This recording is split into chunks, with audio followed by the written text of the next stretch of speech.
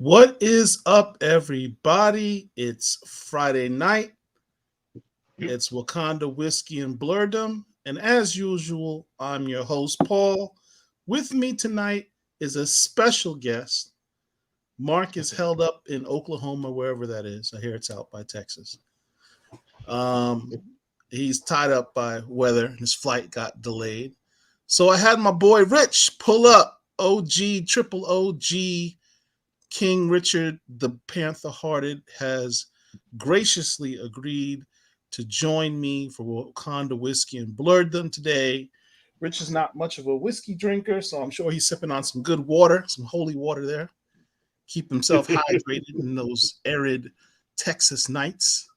Yeah, man, it's pretty hot out here, bro. What's going on, man? Oh, not a whole lot, bro. Just glad to be here with you. Like I like to say, I'm better than I deserve. How about yourself, sir? Man, I'm actually fantastic. I just came back from Europe. Went to Italy, Greece, and Turkey with the family for my birthday and for Father's Day. So how was that, man? Had a good time. What's the food like in Europe? Spend time with your family. What? What's the food like in Europe? It's funny you should mention that. So we go to Italy, and what's one of the things that you immediately want to try when you go to Italy? Pizza, right? So we tried pizza in Rome. My daughter hated it. She's like, "Daddy, is there a Little Caesars here? Because I prefer that." Now, mind you, my daughter was actually born and raised in Florida, right? So she doesn't, for her, pizza is Little Caesars, Pizza Hut. That's what she knows when she thinks of pizza. She has no culture when it comes to pizza. We tried pizza in Naples, which is supposed to be the best pizza in Italy. And I have to say, their pizza style is much thinner than ours. The crust is a little soft. The crust isn't bad, but it's a lot thinner than ours. The cheese kind of slides off the pizza, a little bit more watery. This is going to sound strange, but I honestly believe the best pizza in the world is not in Italy, but in the NYC. I maintain to my grave that the best pizza in the world is in New York City. Yeah. I mean, it is what it is. I haven't had pizza from New York City. I've had New York style pizza, but I have not had pizza actually in New York. Same with Chicago. I'm gonna get to Chicago and I'm gonna get to New York to try the pizza out there. So But yeah, but you know, what I heard though about particularly with the pizza, whatever, and actually a lot of the dishes were particularly with the sauce is a lot sweeter. So did you pick that up? The sauce is a little sweeter, Yeah. not as spicy. I mean, if anything, I don't know, I almost want to say that the it's not as flavorful, Okay. if that makes sense. Yeah. Um, I wasn't feeling it. I was not feeling the pizza. I know that's blasphemy to say that to any Italian people out there, but it's nothing like a New York slice. I'm sorry. Yeah. Well, considering that there are parts of New York City that is called Little Italy, a lot of the pizza that's made in New York City is made by Italians, and so they brought their culinary dishes, or should they cuisine, I should say, when they got into Ellis Island. So hey, it's not a far reach from especially when you think about New York City, because that's how a lot of people migrated to America through New York. Look, I know that the Italians probably are going to make their claim to fame that they invented pizza. That's fine. But your progeny in New York City elevated that stuff, man. I'm sorry. Right. Perfected. What's up? They So perfected. now you was in Europe, right? Yeah. And so you went to Italy. Now where else did you go? Greece and Turkey. Okay, how was Turkey? We were in Ephesus, Turkey. Right. I enjoyed it. I mean, the weather is somewhat subtropical, but the landscape is a lot more arid than what I'm used Hmm. to Right. here in Florida, which is much more Yeah. subtropical. People were friendly. Um, Beautiful sights. I mean, the thing with Europe in general, as Americans, when you go over there, what immediately strikes you is the fact that you're not dealing with places that have a history that's merely a few hundred years old. Right. You're talking Oh. about places that have thousands of years of history. Yeah. And so there are a lot more, when you're looking at various sites and older buildings, what have you, there's a lot more meaning behind why things are the way they are. Yeah. The pace seems a little slower too. Um, I think that's probably what I would say the most. I mean, it's amazing. We went to Pompeii. Um, that was we got this that set at the base of Mount Vesuvius. It's Wow. amazing as we walk down the streets of Pompeii, which is literally 3,000 years old, Yeah. and you're walking down streets and touching buildings and walls that are thousands of years old, and you're like, there are people that were doing the same thing thousands of years ago, and I'm doing the same thing. I'm touching the same thing someone touched thousands of years ago. Yeah. So, Yeah. hell of an experience. I might post some pictures. I have a video that I did of a stop I did at a comic book shop in Rome called Okay. Star Shop. The video didn't come out that great because I was kind of scrambling around and holding the camera, holding my phone, and but you do get to. I did get to interview one of these store managers who spoke really good English, um, and talk to them about what comics are like in Italy. And Okay. it's interesting to hear that perspective. Gotcha. Some of the same So let things me that ask you we this: talk about Did or you they talk when you about. went to a shop? You went to a shop. Yeah, of Do you course. have I'm a anything? black comic lord. Of Do, course, I went to a shop when I'm do, in Italy. do you have anything to declare? That's a very valid question. I did not have the opportunity because I was pressed for time to sort of go through all their boxes. Uh-huh. Their store, and you'll see it in the video, is designed a little differently. Everything's very vertical, so things are up on shelves that are high up to like the ceiling. Instead of being spread out, they spread up in that particular shop. So I wasn't able to look back and get a bunch of stuff. Man, he asked me what I was looking for, and I said, hey, they specialize mostly in trade paperbacks. It's one of those newer comic shops. They don't have as much old floppies. They more specialize in trade paperbacks and stuff, which is the growing trend. So I said, well, trade paperbacks wise, I can't think of much that you could offer me that I care about. Do you have Blue Marvel? He goes, oh, yes. You have a Blue Marvel trade paperback? He goes, yes. And he goes, oh, wait, I sold that last week. I'm sorry. I missed having an Italian copy of Blue Marvel trade paperback by just a week. Wow. He's like, I'm sorry, I just sold the last one last week. Wow. I did pick up a Miles Morales one, which I'll post up. Okay, that's what's up. Man, so we here. Let's get into this show, bro. What up to the chat? We see you. Hey, everybody in the chat. We see you out there. Shout out to everybody who just stopped by. Shout out to Benny D'Amato's Pizza in Norfolk, Virginia. Black-owned pizzeria that does New York style right. Pizza in Virginia? I don't know, man. I'm a snob when it comes to pizza, man. I'm from New York, so, unless it's from the 5 boroughs, I probably can't recognize you. I'm sorry. That's just me. Thanks for having me in the group. Jashad Pictures Production. Hey, welcome. Thank you for being here. All right, so Sierra Boxley. We see you, Sierra. Always posting up some dope stuff on your pages. Yeah, no doubt. All right, so there's a few things I wanted to talk about. Okay.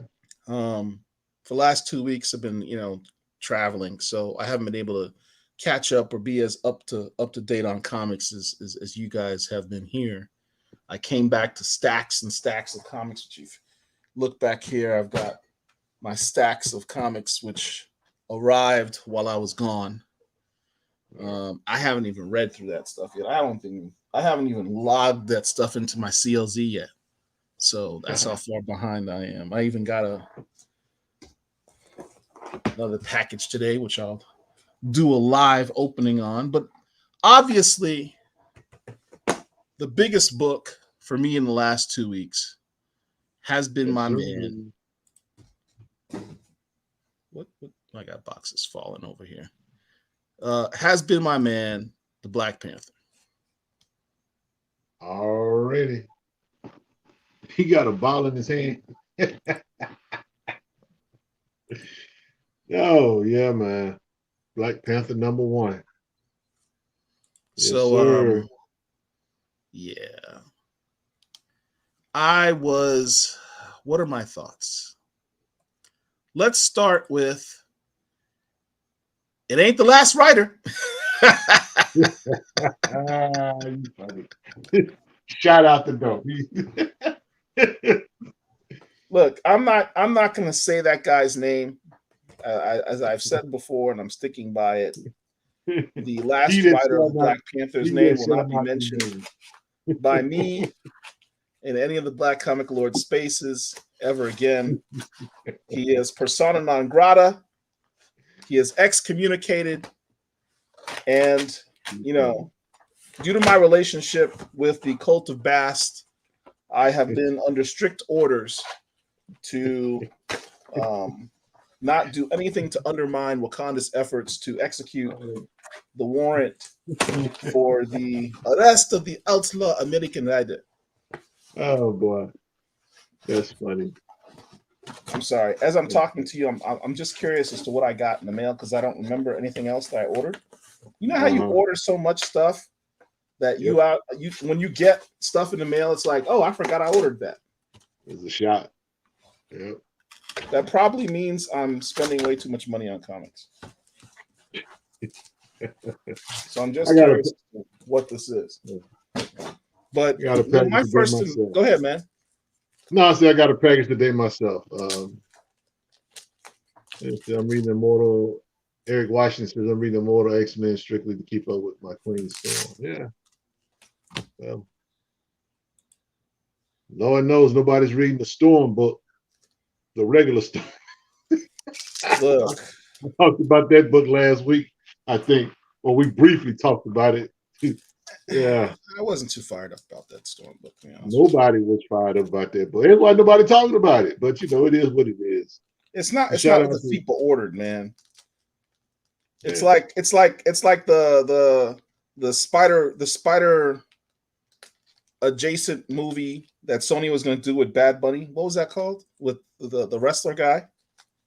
Yeah. Ain't nobody asked for that, No. right? And what happened? It got canceled. Yeah. Well, you But let's know, talk gotta about my have man T'Challa. So, yes. as you know, my boy has been a bit down in the dumps. The last run had him lose his girl, lose his Do we have squad. to really rehash? You gotta, what is it? You start from the bottom and work your way back up, right? Oh, here's what I got, by the way. Okay. Had to get Richard that Dragon Kung Fu first Tiger appearance #1. of Bronze Tiger. Well, actually, that's according to Rico. According to Rico, that's the first. Of course, that's the first appearance of Ben Turner. Right. First appearance of Bronze Tiger is Richard Dragon Kung Fu Fighter #18. 18, yeah. 18, yes. Yeah, I'm on the shopping for that one as well. Yeah, that's going for pretty cheap too. So here's the thing.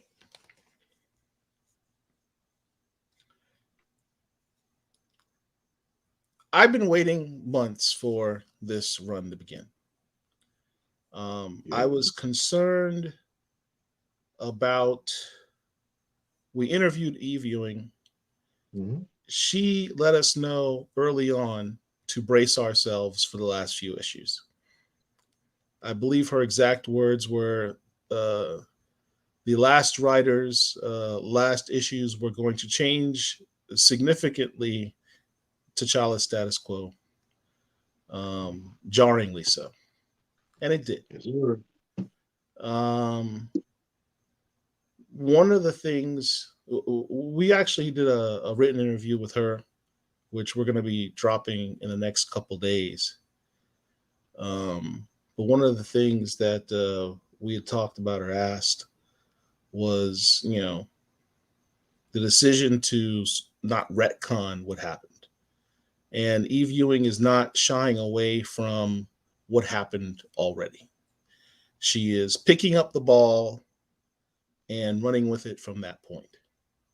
Mm-hmm. What I have enjoyed actually is the fact that there's not a lot of exposition on how bad his situation was.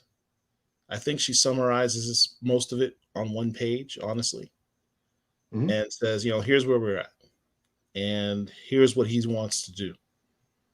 And the vibes that you get on this run is a cross between Don McGregor's run on Jungle Action, and that's just in terms of the backdrop of what you're seeing of T'Challa being back in Wakanda, even though he's not supposed to be there. He's been exiled. And having Wakanda be kind of its own character within the story, because that's what Jungle Action was. I mean, wasn't just a Black Panther story. It was a Wakanda story. Yes. And that's what I think this run. That's what she's trying to set up as a character itself as Wakanda, which is cool. And it's not just the Golden City, which is what we normally see. It's an entirely new city that we've never seen before, which is Burning T'Chaka, the city named after his father. Mm-hmm. And it does not lost on me that the city itself looks a lot more like Chicago, which is where Eve Ewing is from. I think I'm sure that's quite intentional. So it's a different style of city, much more congested, much more urban, you can say. Mm-hmm. and not necessarily as posh as what you see in the Golden City of Burning. Well, you know, Burning Thought. you bring up you bring up the Golden City and you bring up Burning T'Chaka. I like how she compared and contrast, saying that you know the Golden City is a city of wants, and whereas Burning T'Chaka is a city of needs or necessities. And you know, I like the fact that she started there because the whole thought is the child is asking himself, "Who am I really?" Because he doesn't know he's not familiar with the city itself. He's literally discovering his people. He's discovering his people who crowned him at one point. He says that in the book. And so I like how we have this urban setting. I said it about a week ago that I would love to see T'Challa in like he was in Hell's Kitchen with just some pistols and doing his thing. I don't think we're going to get that here, but I like the vibe. I do like the vibe. So The vibe is similar to that concept, though. Yeah. So just don't stop being coy, Paul. Do you like the book or not? I like the book. I like the book. I have questions, and not all my questions were answered by Eve Ewing when I sent them to her, because apparently they would get into spoilery material. And I'll talk about all that in the article we'll drop, because I'll release my questions and I'll release the answers that she gave. But yeah, I got a lot of questions because there's a lot of possibilities here. Let's start with his suit. He's got this new suit. Now, we get into this debate in these spaces about which T'Challa is the best T'Challa. The one post-priest that has this vibranium amped up suit, or the one in the earlier runs with, you know, Kirby and Don McGregor and them, where he has, as Herschel refers to it, his cotton T-shirt. On that end, I don't know how tech-based this suit is that he currently has, but I don't think it's super techy, because one of the things that you see him do is you see him actually physically remove his helmet by hand. It's not like nanobots like he currently normally has. He physically removed a helmet. So it is not a tech suit, but we do know that the suit is vibranium. But that's all we know at this point. He is using a shield, which is kind of interesting. He's not using the spear that he was able to conjure himself with the power-up that he got from being King of the Dead. Because if you follow Black Panther comics, you know that he's able to actually create the spear, an energy version of the spear of Bashenga himself. It's one of his superpowers. Has nothing to do with tech. But he's holding, as you see there, an actual physical spear. I don't know if she's not going to recognize those King of the Dead powers, but you know, it's still a good vibe. It's still a good look to see him go low tech. Visually, Stokes says, "I love that they're kind of building another section of Wakanda. This one reminds me of The Man Without Fear." I really think that's what she's going for. She's going for a combination of The Man Without Fear and jungle action. Dion says, "The Cult of Bass rejoices after this issue." The Cult of Bass is very happy with the new American writer on the Black Panther. Yeah, I mean, you know, I like his suit. It's what I like the most about the suit is the I guess the insignia on his shoulder, right? Of the Panther. That's dope. That needs to be a T-shirt. So somebody get to work on that. Is Otis in here? I tell you who is in here is D Real. What's up, brother? Welcome to Spot. What up? What up? What up? I think the only tech he has is in the helmet, possibly. Will Black Panther wear that new suit in the Avengers? That's a good question. The answer is no. Timeline wise, where does this story take place? This story apparently takes place a little bit after the current Avengers run. Now, if you're following Avengers, you know that Captain Marvel went up to T'Challa, who was on walkabout on his little boat, and she's like, "Look, you kind of screwed up. You pissed off everybody. You lost your kingdom. You lost your girl. You kind of, are all up in your feelings. I need you to step your game up, man up, and be an Avenger again. Answer the call." And he does that, and he's got his regular suit, his superpowered suit, as an Avenger. But in this book, you see where he's doing a reflection and flashbacks and newsreels. You see that he's with the current Avengers roster. So this story actually takes place after he started his escapades with the Avengers. And I think because he is persona non grata in Wakanda, he's chosen a different suit. So there's always a question of whether or not it's Black Panther or not, because he's not supposed to be there. The people that see him are like, "Oh, there's somebody dressed up like the Black Panther," which I think is kind of the desired effect. See, the design of the city looks like there's another city built on top of that city. That's actually, we talked about me being in Europe last week.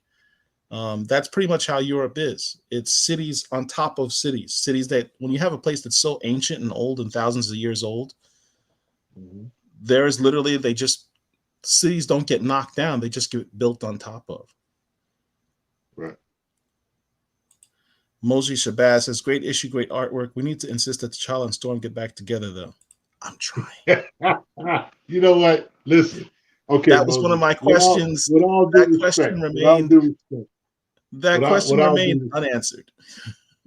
With all due respect, let me just pop that balloon right now. Don't look. Look. Don't trigger me. I'm not trying to trigger you, but if we want to keep it, if we gonna keep it a stack, and since your boy's here, Storm got her a new boo thing. Oh, come on, man.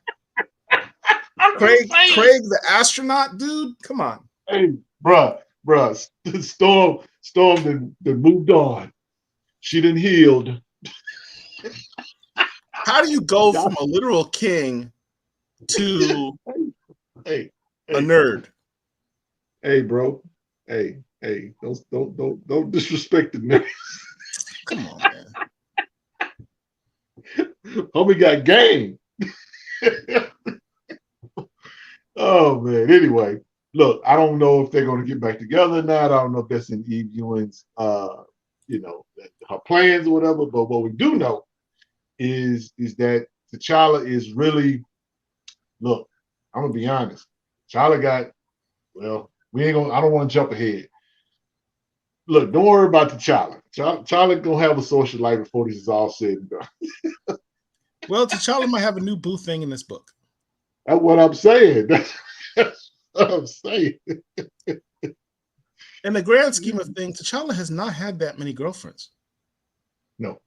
For someone who's been around for 50 years, he hasn't had that many girlfriends. So it's about time that he got somebody. His last girlfriend died, Nakia. Yep. The one from space, not the crazy Malice cocaine head looking one.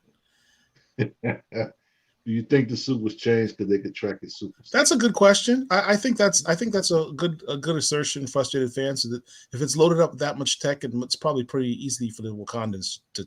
I mean, but Paul, let me ask you this question. Like I said, you got questions.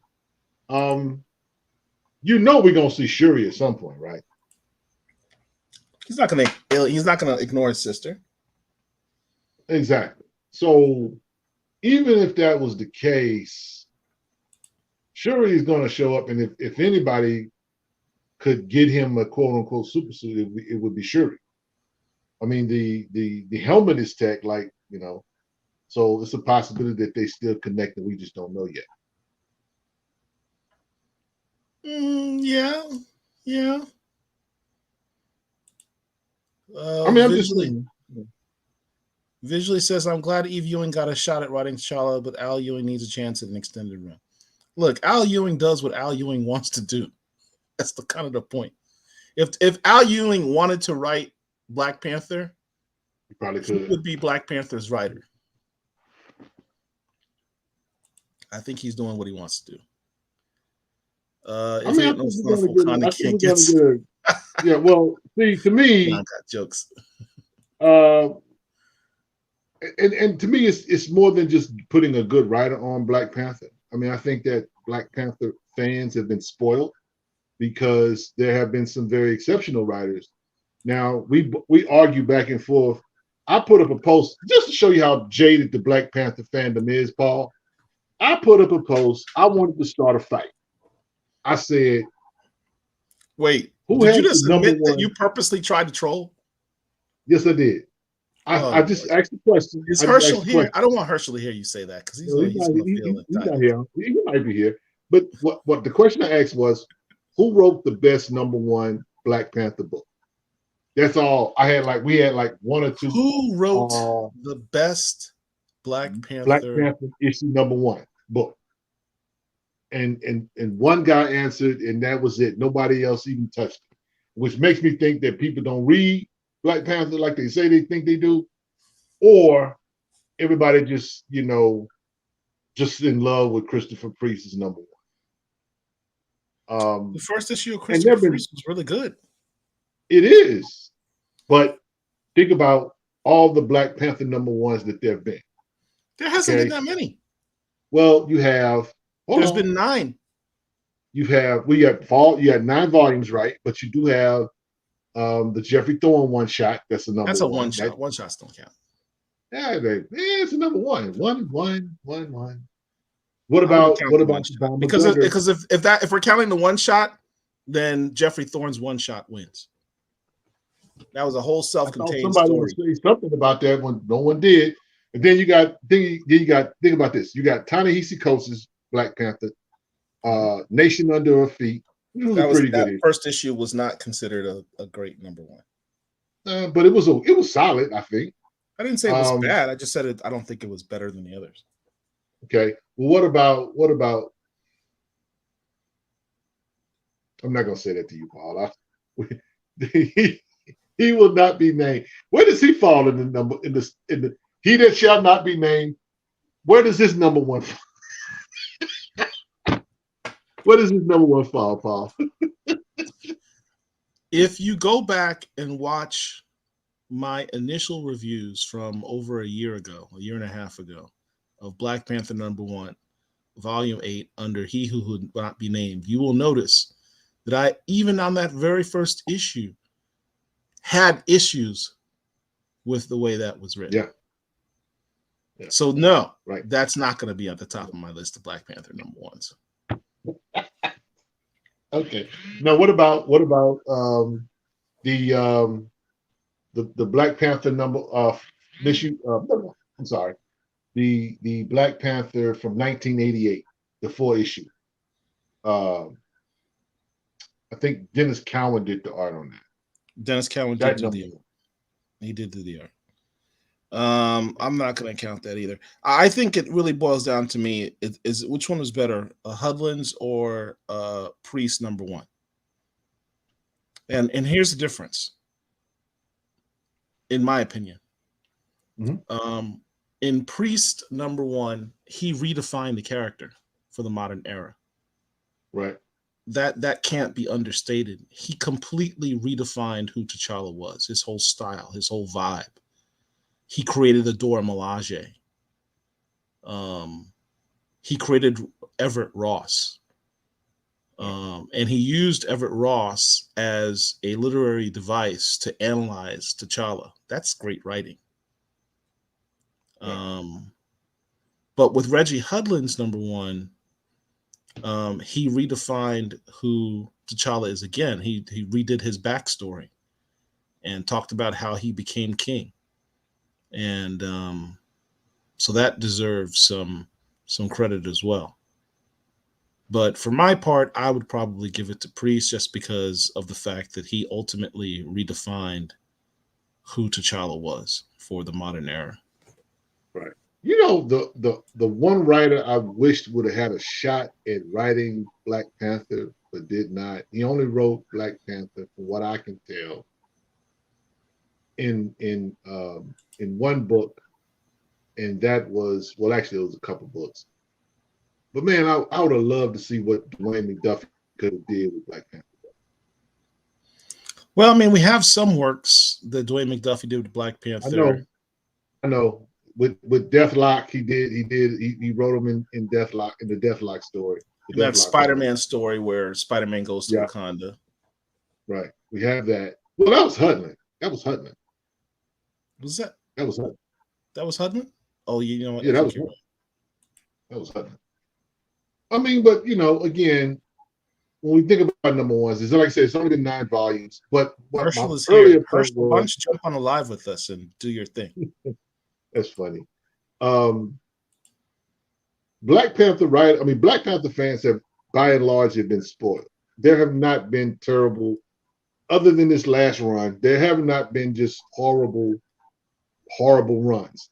I think most people in chat are agreeing that Priest is the dude. Yeah. I mean, again, it is what it is.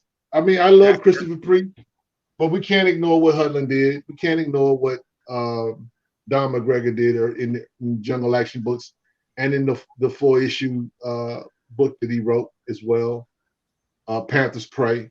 We can't count Jack Kirby's number 1 because it had to do with a golden frog. Please. Oh my God, that thing is horrible. I love Jack Kirby. He's the king. He's a dope artist, but that was hard to read, bro. That like looking at Chinese arithmetic. Oh, that was. Thank God he survived that. Oh man, but no, Coates is. People are asking, what do you got to be specific by? What you mean by number 1? A Black Panther number 1. A Black Panther number 1 book. One shots, limited series. I say it does. But there have not been many. Name how many Black Panther number 1s that we got as one shots. There aren't any except for Jeffrey Thorne's King in Black, and that thing was incredible. It should be a crime how good that book was. I don't think people still know how good that book was. They literally could make a movie out of that book. Yes, Noble Nostalgia, the most dangerous man alive, I think should count. But there's not a number 1 though to that. That was like a that's just because he took over on the Daredevil run, and they just created a Black Panther run of the Daredevil run. But I mean, stop skipping your he runs. What does that mean? He's just funny. Her should be tripping. Brother Charles says, I haven't read all the iterations, volumes of Black Panther, but I enjoyed the Christopher Priest and Hudlin run. Ta-Nehisi is a brilliant writer, but I'm very disappointed with his run. I mean, listen, that intergalactic empire Wakanda, that was I was on the struggle bus. I know you liked it. Otis loved it. I just and I get it. It was a hero's journey. You know what I'm saying? He goes from being a slave to being an emperor. Yeah, but still. that was I mean, I think that overwhelmingly most people are saying the Priest run was that seems to be and the stand. Probably couldn't get Priest to come back to Black Panther if But hey, I'm glad for his run. I mean, I'm saying a lot of what we got in the Black Panther movie he was part of responsible. Now I like when the Noble Nostalgia, Fantastic Four, as well as the Challenge Storm written by McDuff. Yes, but I'm talking about him actually working on a run, just Black Panther. I do have that volume of McDuffie books in my collection with the Fantastic Four. Ugh, that was Mighty Mr. J says, I'm literally starving for good Black Panther content. Hopefully Dr. Eve delivers. I think she will. We got off to a very good start. You know what I'm saying? Now let me ask you this, Paul. I gave it a 10 out of 10. If you had to rate it like that, what would you give it? I give it a 8.5 out of 10. Okay. Here's the reason I'd why. like to say, I know you got questions. Two things. I needed more action Mhm. in the issue because, and not because, for a very petty reason. The last run, my boy took L's every single issue. I need, as part of our resurrection of T'Challa, to see my boy scrap it up and get some W's. So that was one of my criticisms. The other criticisms is a really minor, nitpicky one. There's a character introduced in this book. Let me show it to you. First appearance of a character, I guess you could say. You talking about the guy? Or you talking about the sister, Bisa, I'm talking about the Yobi? How is that his Niobe. name? Niobe. This brother here, who's the lawyer. I like him. You Good know character. what? I'm gonna be honest. Listen, I'm telling you, Eve Ewing must have been reading some Daredevil. I like the brother. Good dude. But how's my dude wearing a bow tie in a country that has never been colonized by a Western power? He's wearing a suit. If you look here, that is a regular. This is what I would wear to court, right? Here in America. He's in Wakanda. Oh boy, Why is my man wearing a bow tie with a button shirt? You being petty, Paul. That's I pretty know, petty. but details like this bother me. If you're into Afrofuturism, make it Afrofuture. This is Wakanda's Afrofuturism in its core. I guess he shouldn't have a fade either, huh? Can he at least have a fade? Can he keep the fade? Can he keep the... Look, our hair's our hair. But I mean, it's not like the last one where we had a dude with the perm, the blonde perm. I mean, I'm still traumatized by that. I don't know what was going on. You know why? I don't think he's in why. Oh, yeah. I don't know. But I mean, I get what you're saying though. The aesthetics matter. They do. I think that sometimes though, Paul, I'll be honest. I think because we're not quote unquote there, and that is not our quote unquote experience, we pick up on that probably easier than someone perhaps from the continent would say. But you make a good point. You know what I'm saying? What does a country look like that has never been colonized? Do they wear suits? Do they not wear suits? Do they wear ties? Do they wear bow ties? I don't know, man. I like the guy, but I mean, I think that I think we're getting some Daredevil vibes up in here because she's got a lawyer. He's a struggle lawyer. He's like Murdoch in that he gives his services away for free. So we'll see. Doc first asked, "Is he NOI?" I know. I saw that. That's what he is. He's the fruit of Islam. Is that what it is? That's funny. I don't. Imani, I do like. In answer to your question, Imani says something interesting. Okay. He says he considered Brian Hill's Killmonger the best Black Panther story. Ooh. That's a different opinion. Yeah. I don't know, because if we're gonna go outside of the quote unquote Black Panther stuff and Black Panther stories, there's a lot of good stories.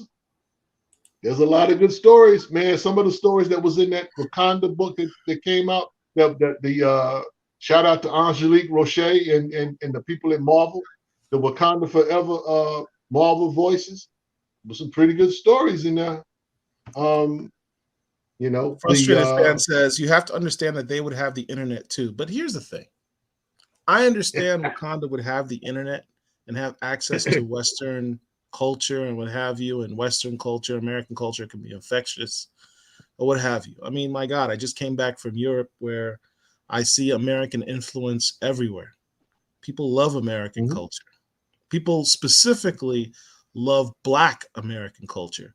I saw more graffiti in Europe than I see in my own neighborhood here in Florida. They Mhm. love Black American culture in Europe. I get that. But I always think about the Malcolm X speech where that was a Malcolm X? No. It was an Ice Cube song where he's like, you want to be a white, but what are they to be equal to, right? Mhm. Why would someone from Wakanda's history want to emulate Western culture? Like, why? These people are superior across the board. There would be no reason Well, for I them to. mean, if you want to go there, Paul, I'll take you there. We got to remember that T'Challa was educated in Europe, We're not talking about the right? child. We're talking about this dude. We're talking about the Come on, Urkel man. looking dude, Niobe. Leave this brother alone. I mean, just can the brother keep his fade? That's all I care about. I mean, what I'm saying? He You had want his to take the tie fade. off of the fight? He keep his fade. Can he keep his fade? They fading up. They don't have no. They don't do fades in Africa. Now listen, I don't This watch enough brother had Nollywood. this brother had Kid from Kid and Play's fade from Class Act. If you're I've watched old enough. like me and Rich, you understand what I'm talking about. He had Kid's fade from Yeah, Class Act. yeah. He's got a high top fade. I ain't mad at it. I was like, ugh. I just can the brother keep his fade? That's all I'm saying. Dion said Charlotte would ban TikTok. Damn right he would. Oh my goodness. So okay, so now the interesting thing. Let's talk about Bisa real quick because we really don't get her but like maybe 2 pages, right? Yeah, literally. Um, who is she? What's her deal? She shows up at the house and he's like, oh, you weren't supposed to be here. But that's okay. Hola, hola, eh. Ah, That's damn, funny. I'm old. Sorry, man. Besa, yes.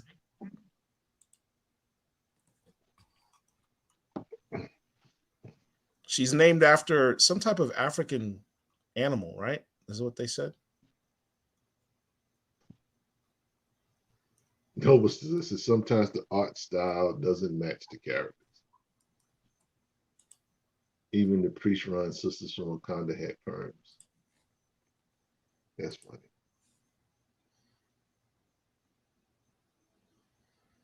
Even the priest one sisters from Wakanda had perms. Well, why did it have to be a perm? Why can't it simply just be a hot comb?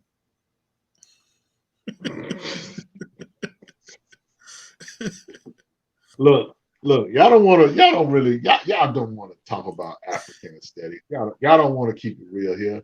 And this is Paul's show because I'll go. We get some bleach cream.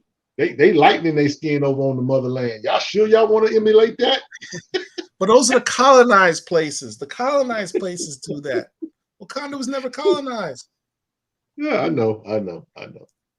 Well, I guess So they is can this get gonna their. is this gonna I want to hear from the chat. What's the vote here? Is this gonna be T'Challa's new boo thing? She got a 6-pack. I know that. It looks more like an 8-pack. She obviously does crunches. Uh-huh. Definitely a first appearance. Dion wants to know who's smuggling curling irons into Wakanda. How do you know Wakanda didn't invent the curling iron?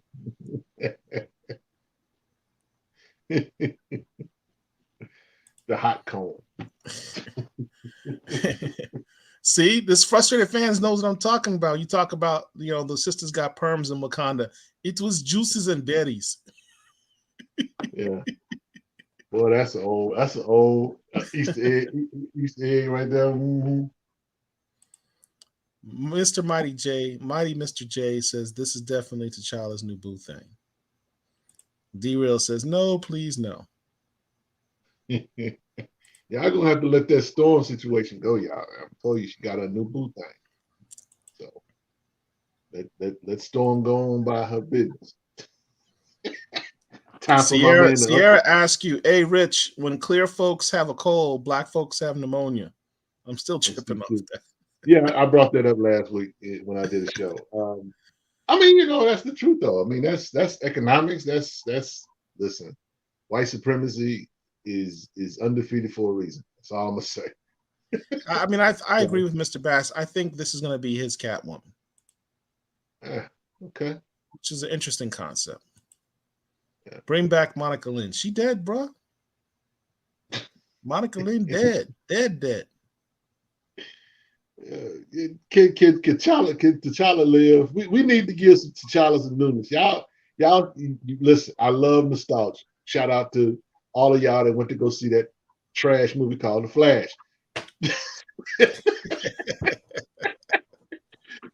I love nostalgia. Nostalgia is great, but you can't put everything. You got to let your character grow, and you got to let your character evolve. And while I love Storm and T'Challa being together, I have turned the page on that. I am not waiting for them to do that. I have my comic books. I have my graphic novels to read. If I want to read about the T'Challa and Storm, I can go pick up Fantastic Four stuff. I got too many books to just sit up and, you know. And again, I get it, but at the same time, you know, if T'Challa has a new love interest, we need to embrace that. Because ain't none of y'all going back to y'all exes.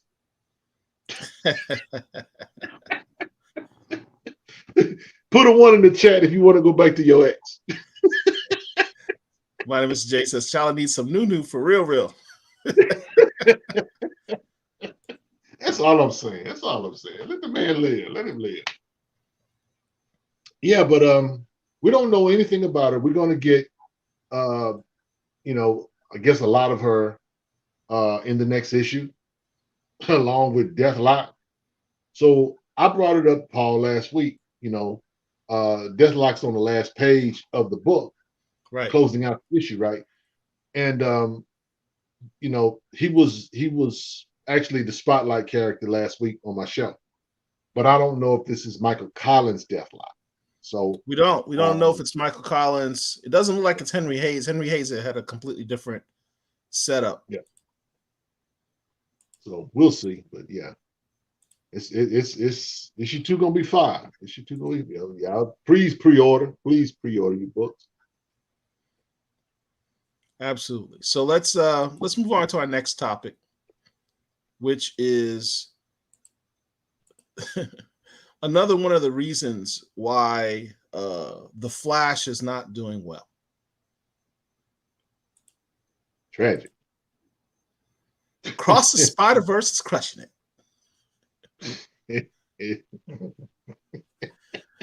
I mean, I predict that Across the Spider-Verse in its first week will make more money than Trash will. Than I said Trash. Boy, that's projecting.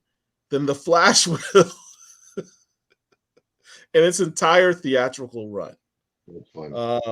I think the Flash had a budget of $200 million. They had advertised that another $100 million, $300 million film, and they made what, like 50 million? No, not even 50 million. Like they made a lot of bread. I think it was 50 million across the world, something like that. Yeah, it literally doubled. It doubled what it told the total of the first Into the Spider-Verse movie did. So people really loved this movie. I dug it. It was amazing. I saw it twice, and I'm not even a Miles guy, but it was just that good. That's how that's that point right there is why I knew this movie was going to be a hit. When I heard you say that you liked it and you saw it twice and you have no love for Miles Morales. Hey, Paul, I went one better. I said I'd never call him. I'm gonna put some respect on Miles Morales. I'll never call him Static Junior again. I'm gonna Now, call him Miles. if y'all have watched Rich's lives over the last few years, you know how significant a statement that is for him to say.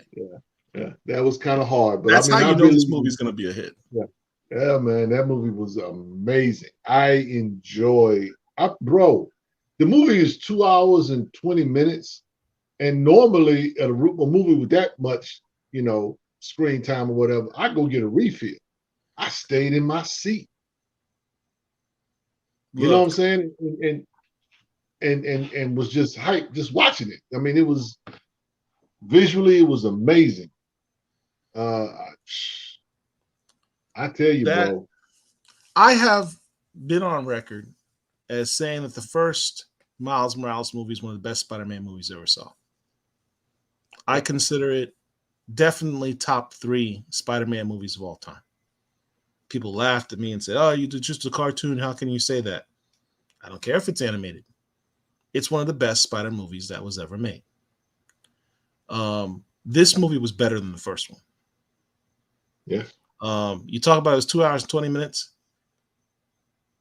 I gave this movie a 9.5 out of 10. You know why I did not give it a 10 out of 10? It's because I wanted to keep going. Mm-hmm. Even at 2 hours and 20 minutes, I would have stayed to get more. Yep. They could have made this a 3-hour movie. I'd have been fine. Mm-hmm. This movie was dope. Paul, check this out. Now we talk about nostalgia. Let's go back in time.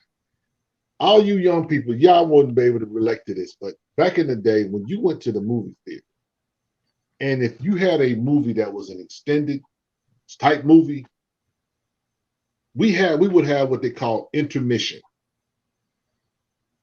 at the theater. Man.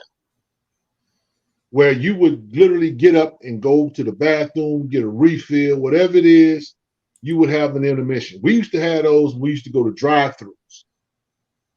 You watch a movie, and then there will be intermission, and you go get your popcorn, go get your refill, go to the restroom, whatever. Right? They could have did something like similar with this movie. It was just that good because when it said to be continued, I was like, really? That's how y'all gonna do us? Listen to this point by Dusty Brick Brown. Across the Spider-Verse is Sony's new cash cow.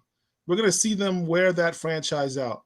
Marvel Studios ain't never going to see Spider-Man and them in the fold no time soon. It's a great movie. Dusty, check this out, Paul, real quick. The first 15, 20 seconds of the movie, all you saw was Sony. Yeah. It's like they were saying, you do know this is Sony, right? You do know you're watching a Sony movie, right?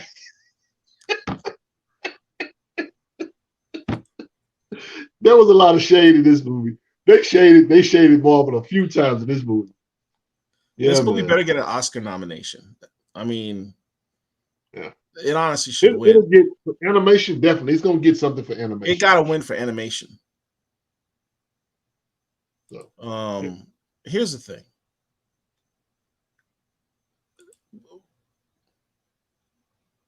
To an entire generation of youth, when they think of Spider-Man, they think of Miles Morales. That was before the movie came out. With this movie, this is your new Spider-Man. Because when you think about it, and we've talked about this, Rich, and we've talked about how do people get into comics, right? How did I get into comics? Cartoons and animation. Mm-hmm. My Saturday mornings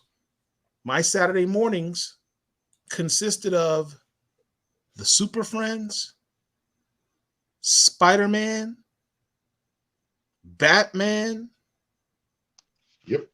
The reruns of the 1960s Marvel's cartoon Super Hours, which consisted of Captain America, Submariner, Thor, Hulk, and Spider-Man, I think it was. Fantastic Four.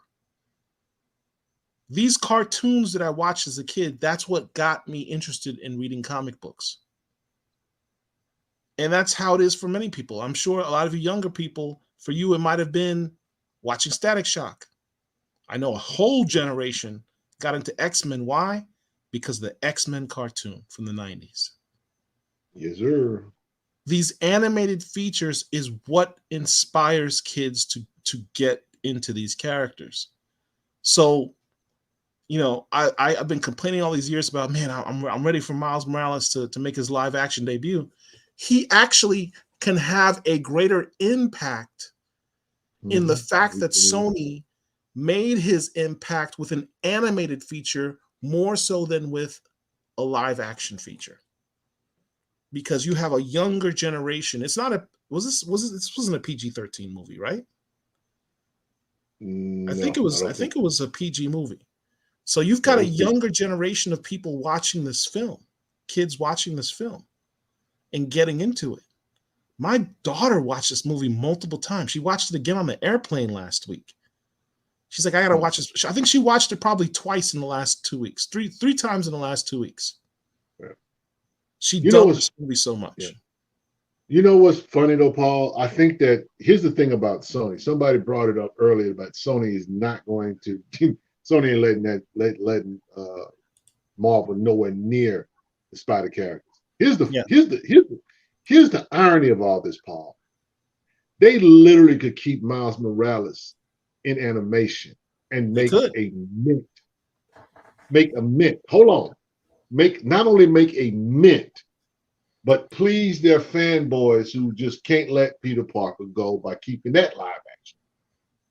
Now I know we want to see Miles Morales do it live action. I don't have a problem with it, but if Miles Morales don't show up until Secret Wars, which looks like it's going to be a decade, another 10 years, yeah, the way Marvel is backing stuff up, man, yeah, but I was thinking about that because you think about the upcoming roster of Marvel's films. The way, because we're going to obviously have Miles in his third film before Secret Wars, obviously, because the third film's already been announced for March. So he completes his trilogy. Mm-hmm. When he makes his live action debut in Secret Wars, it'll be that he'll already have a fan base that's already waiting for him at that point. Especially if Sony does the logical thing or Disney does the logical thing and keep his stories going in animation. What's to prevent from Disney to do some animated features for the Disney Plus channel with Miles Morales? They can work out something with Sony for that, right? They can do a television series with Miles Morales. Yeah. You know what? I'm gonna be honest. This what they're doing. Whoever's in the writing room, whoever the writing team is, you do not touch. You give them whatever they want. You back the Brinks truck up. They want pizza every day for 5 weeks to make that sure that story is fine. That's what you do. You don't touch nothing. And so I don't want them to, kind of like what Dusty said earlier, to inundate the fan base with too much stuff. So what do you think about this statement by Mark Hilla? He says, my only problem with Across the Spider-Verse is it encourages Sony to keep pursuing their side projects like Venom, Morbius, and Kraven. Well, you saw the announcement where they pulled that the Bad Bunny movie, mm-hmm. where they have the wrestler character that nobody knows or cares about. Right. They saw the numbers on Miles movie, the Spider-Verse mm-hmm. movie, and they're like, well, we're about to make $1 billion off an animated feature for the first time. Do we really mm-hmm. want to focus on this character nobody cares about? I mean, look, I will say this, that Kraven is not in the picture because that film has already been filmed. Yeah, Kraven and Kraven is one of the best rogues in Spider-Man lore. Yeah. So, and I think what was her name, Calypso? I think Calypso was in that trailer. I don't know if she's gonna be decked out, but I think she's in that trailer. But Now, as far as them, the Morbius movie, I thought the Morbius movie was entertaining. I don't think it was great, but I thought it was entertaining. They're going to do side projects. It is what it is. But again, they need to develop Miles Morales' Rose Gallery. Spot was in my opinion, was the perfect character for this movie. They like I said, there was a lot of shade. They threw a lot of shade at Marvel, and they threw a lot of shade at the perception of Miles Morales. Think about this: Miles called Spot the villain of the week, right? Yeah. Now we know that he doesn't have a good rogues gallery, right? I think that Not was an yet, inside but joke. Cody Ziegler's working on it. Shout out to Cody Ziegler. Yeah. I still got questions, Cody, but keep going. Keep going. I don't know what y'all go. Let me see how y'all pivot with this. Miles Morales fighting Carnage. Let's see how that goes. Well, Tragic. quiet as kept. Cody just introduced a new villain for him. Tailspin. Well, not a villain, more like an anti-hero who's going to get a bigger role than that. We'll talk about that later. Yeah. But yeah, man, look, I love the movie. I'm probably gonna see it again. Because Lord knows it ain't going out to theaters for a while. They're gonna milk that cow. They're gonna milk it. It's the kids are not reading comics anyway. Cartoons, TVs, gaming is all kids need. Right. And Miles has a more dope video game than Peter does. Bro, did you check out Rico's buy, sell, and trade Facebook group or page this week? The Ultimate Fallout 9.8s are going for crazy money now. We're talking $28,000 for a 9.8 for the Mark Jervik variant. That is insane. Okay, that's insane for a character that is quote unquote a legacy character. That's why you got to kind of really respect him, because name another legacy character that has had that kind of pull. That guy has transcended the fandom, so to speak. I mean, because he's hip hop. He's and can we shout out to whoever put the soundtrack or the score together in that movie? Yeah, you put some Rakim, Don't Sweat the Technique, all that. I'm in there. I'm man, bro. Look, that was amazing. That's all I'm gonna say. The 60s cartoons are better than the 90s. Yeah, you got it right. You got a point. Marvel will never make Miles the guy. Peter will always get top billing off. You know what? To me, he doesn't have to get. He should, but he doesn't necessarily have to, because clearly Miles makes money. Right. Miles makes money. Will all the quote unquote Spider-Man fans be on board for that? Was the whole point of the movie. The whole point of Miguel holding him down on that train, telling him, you're a mistake, you're an aberration, you're not even supposed to be here. You know what I'm saying? Nah, that was really, I'm gonna do my own thing. Yeah. I love that line, man. I loved that line. I think I literally yelled out in the theater when he said that. Yeah. So I mean, they very much aware what this is. And you can either roll with it or not, or just ignore it. I mean, I don't think you can ignore it. You can't ignore the cultural impact. Well, here's the thing. Visually, Stokes says Marvel will never make Miles the guy. Peter will always get top billing always. There's actually an economic reason for that, though. It's not one of those. Well, Marvel has this old guard, and they're just holding Miles down. I think there's probably an element of that too. Right. But think about I'm more of a economics as what does it call it? Follow the money. That's how you find the reasoning behind a lot of things. Follow the money. Mm-hmm. If you follow the money on that, comics aren't about comics. These comic characters aren't about the comics. These comic characters are about licensing. Yep. And Spider-Man's been around for 60 years.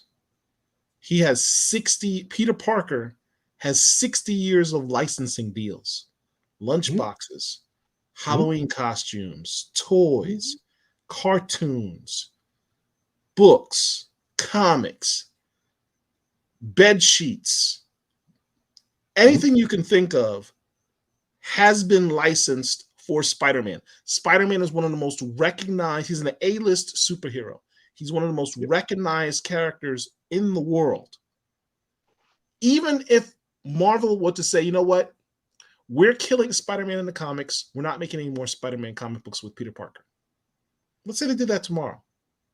Marvel would still make money off of all of the existing licensing deals that they still have ongoing with that character. So no, Marvel will never get rid of Spider-Man because Spider-Man is still making them money. Comics are not. So for me, the question is not, will Marvel get rid of Peter and replace him with Miles? Even if they did that, they're still making money off of Peter because of all the licensing deals that still exist. Yep. So what happens in the comics is irrelevant to that. What I'm more concerned about is organically, if this next generation that's coming up will organically be more interested in Miles Morales. Kids today aren't checking for Peter Parker. They're checking for Miles Morales. And I think it's only going to get bigger after this movie. This movie is going to have a ripple effect. Yeah. I mean, we can't sleep on what this movie is going to do for this character. And let's not also shy away from the fact that he's a Black Latino character. Right. He covers literally two demographics. Speaking of Latino characters, when Blue Beetle pops out, whew, yep. That they're movie gonna has do potential. they're gonna do some things with Blue Beetle that's gonna be probably unheard of at the time, because they literally are tapping into a fan base that probably has gotten unfortunately its first hero or villain or whatever you want to call him. Talking about Namor, it's probably gonna be recast. Guys, if you this guy Dread SX7 mentioned something that's not talked about a lot. Is that your MCU version? Well, much of the MCU, we've talked about this before, really comes from the Ultimate Universe, from the Ultimate Comics universe, which is the 1610 universe, not the 616 that we have in the comics. And even Spider-Man's portrayal in the MCU is based on the Ultimate version of Spider-Man, the Marvel Studios one with Tom Holland. That Genki Lee character is not in Spider-Man's comics. That's Miles' character. The Ned Leeds, or whatever the guy's name is, in the Tom Holland movies, his best friend, that's based on Genki Lee from the Miles comics. They took a character from one of Miles's characters, and put it in the MCU movie. Yeah. They take liberties. It is what it is. I mean, it's not. I mean, the truth is, it's almost comical to me that it's literally the elephant in the room. What do we do? Because it's a good problem to have. What do we do about Peter Parker? Peter Parker is our bread and butter. He's our bread and butter. But we got this John Blaze character over here called Miles Morales is just killing it. What do we do with Peter? So it's like, okay, how can we get the best of both worlds? They literally got it. What would be cool is if they rename Miles Morales. So we stop calling him Miles Morales. Just call him Spider-Man? No, call him something else. Yeah. Call him Aranya, or let me ask you a question. Anansi. Let me ask you a question. I like this. I'm now, from what I understand, the next movie is going to feature the Prowler, the Miles Morales Prowler, a lot. I like that dude. that dude looks like he evil. You mean the Miles Morales version of Prowler? Yeah, he said when Miles told somebody he's gonna kill our dad, he's gonna kill your dad.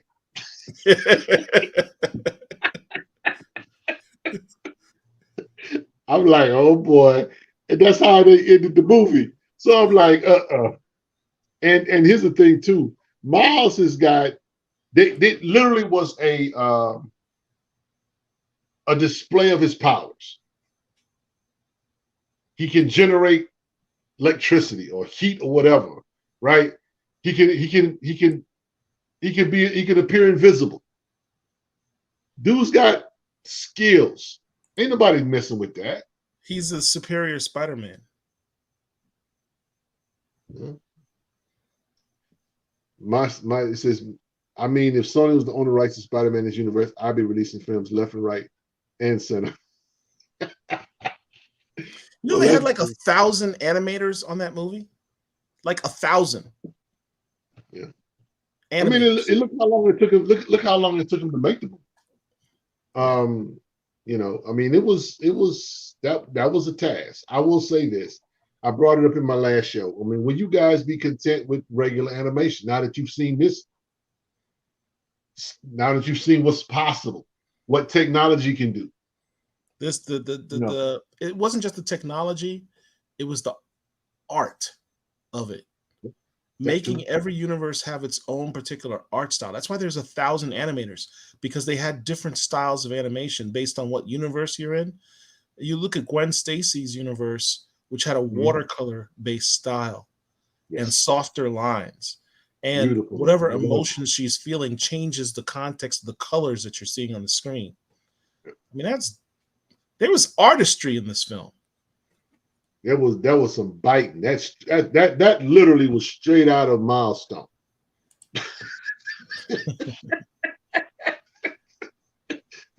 Shout out to Milestone 1.0, because when I first saw it, I was like, bro, that's Milestone. People are talking about the Rogues Gallery on Miles, and understand Cody Ziegler's building it. Don't sleep on this current Spider-Man Miles Morales run. Cody Ziegler is building his Rogues Gallery slowly but surely. He's doing some things. Now's the time to really get into Miles, because this is a dope run he's doing right now. Yeah. That's what's up. Miles can take Peter's low-profile villains and Sony can mold them. Yeah. I mean, again, I think that if they are consistent with him in building up his Rogues Gallery, whatever, he has an opportunity to make a real impact on the comic book side. He's already got the pop culture side. Dude has a video game. Okay, that's all you need to know. Dude has a video. Says RZA did the soundtrack, by the way. Yeah. I mean, again, they did their thing, man. Oh, now somebody brought up Transformers. I saw Transformers this past week. Yeah, you would love. Have you seen it, Paul? I haven't seen it yet. Yes, you would love the music. The music in that, it's all 90s. Really? All 90s. Wu-Tang, the whole 9 yards. And Transformers? Yes, sir. Okay. Yeah, it's a dope. It's a dope. The movie was good, but the music in that movie was incredible. Yep. All right, so we're gonna move on to. Well, we're going to take a short commercial break. And we'll come back. We're going to talk about the next property, which is Secret Invasion. So we'll be right back.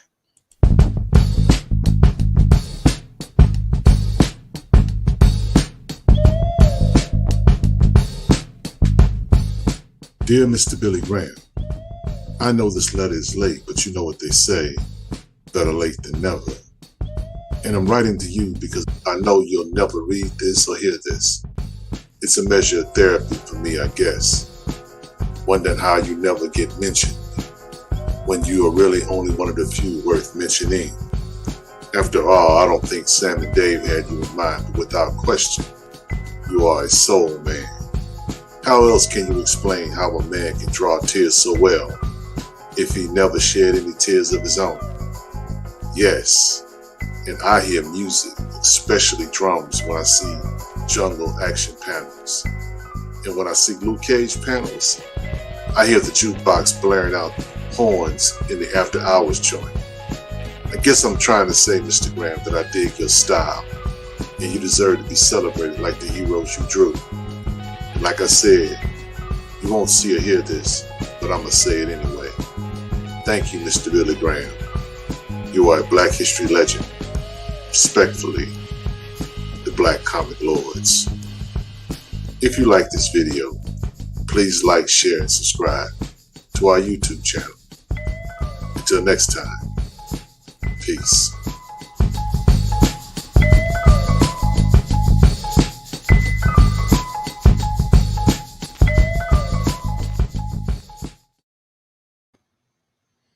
All right. So now we're going to talk about our next big hit. The thing I'm most excited for in the MCU. Secret Invasion. Did you watch it? Yes, I did. Oh, yes, my I did. Let me tell you something. For those of you who have not watched it, you might want to just turn the thing on mute for a second. I'm about to spoil the hell out this thing. Well, let me before I get there, let's talk about the origins of what this is, because this is Black Comic Lords. We'll talk about the comics. Mm-hmm. So I don't remember the year of Secret Invasion. I think it was 2008. 2008, Marvel had this hot writer by the name of Brian Michael Bendis, who writes this story. Miles Morales. The creator of Miles Morales writes this story in which the Skrulls, for those of you who are not comic heads, it's fine. Let's educate you. The Skrulls is an alien race of beings who have unstable molecules. Their bodies are made of unstable molecules. And as a result, they can morph their bodies to any shape that they want. They can become anyone. And they have the technology and the ability to emulate anyone, right down to their abilities. So Bendis writes this story in which ultimately is determined that the Skrulls, who lost their home world to the, was it the Kree? I know in the MCU it's the Kree. Is in the comics of the Kree as well? Yes. Their world is blown up. They're kind of refugees and they're looking for a place to live. They infiltrate Earth, right? And what's determined is that they have been infiltrating Earth for a long time. How the Avengers found out is, a couple of characters, Elektra, and I believe, who was the other woman character? It was Elektra and was it Scarlet Witch? I don't know. But at least it was Elektra dies. And they find out she's a Skrull. And it makes them think, well, who else is a Skrull? And that's the thing that gets you with the Secret Invasion of the Skrulls, because you don't know. They're so good at emulating people. You don't know who is real and who is not. And they've been at the infiltration for so long, it calls into question everything, everyone that you know. It turned out that many superheroes, and I'm not going to give away spoilers in terms of the comics, but many superheroes that you've been watching for like the last few years, they were actually Skrulls. And so you go back and you're reading through your collection and you're like, so the reason that this character was acting so strange in this issue from 5 years ago is because he'd been replaced with a Skrull? Yep. And that's how he wrote it. Brilliantly. Look, Secret Invasion is one of the best. I don't do crossovers anymore. Secret Invasion is a crossover that was worth getting because it tied into it's when crossovers was done right. Because it was one of those rare crossovers where the story itself and the Secret Invasions and book series was good, and the crossovers between all the adjacent books also tied in very well. And the ramifications not only extended to the future, but it also extended in all your prior issues that you owned for like the last several years that you didn't even realize. That's how brilliant Bendis was in writing this. Yeah. So the big reveal, I guess this is one spoiler I can give. The big reveal is that Everett K. Ross is a Skrull. Mm-hmm. Now let's think about that for a second. How long has he been? You have a character who is a former Air Force pilot who becomes a diehard CIA section chief. We have him introduced in Captain America Civil War in 2016, right? Right. Remember the Everett K. Ross you saw in 2016's Captain America Civil War? Mm-hmm. He was a jerk, right? Yep. He looked at Captain America and says, you should have undergone a pathological psychological profile. He looks at T'Challa and says, yeah, Your Highness, we're going to stick you in an office rather than a cell. Make sure you stay there. He talked to a freaking king like that. Yep. Right? Mm-hmm. He was a bit of a jerk. But if you look at the last time you saw him before this episode of Secret Invasion was in Black Panther 2. Mm-hmm. And he's done a complete 180. He's withheld information from the U.S. government about Wakanda's abilities. Right? He has literally lied to his superiors and worked with the enemy, Wakanda, at the time. And said, I'm going to help you guys out. I'm going to communicate with you secretly and tell you plans of what the U.S. government's planning. And here's where you can find the facilities and stuff. He committed treason. A career section chief CIA officer all of a sudden decides to become a traitor to the United States out of loyalty because Shuri saved his life. I mean, he paid her back with that. I mean, he shot down the ships or whatever. Mm-hmm. That seems a little odd, right? So it makes you wonder, how long has Everett Ross been a Skrull? Yeah. Right? Mm-hmm. When you look at it in that context, and this is the type of mind games that happens with the Secret Invasion storylines, because you start to question everybody's motivations, and you start to question, at what point did these people get replaced with Skrulls? And you start to question, whenever someone acts a little funny and odd and off color or not really what you would expect them to do, you begin to question, hey, maybe that person's a Skrull. That's what Secret Invasion does. It messes with your head. Yeah. Well, it's interesting. They brought up in the show, I think it was one of the characters, they were talking to Fury. And they made mention, well, you hadn't been the same since the blip. Right. You're a different person. Right. So they're starting to kind of mess with that from that standpoint. I mean, look, Secret Invasion got, about as far as the story itself, it got Michael Bendis a lot of bread, because they let matter of fact, he was able to just go and do whatever he wanted after Secret Invasion, after that story, because it was just that good.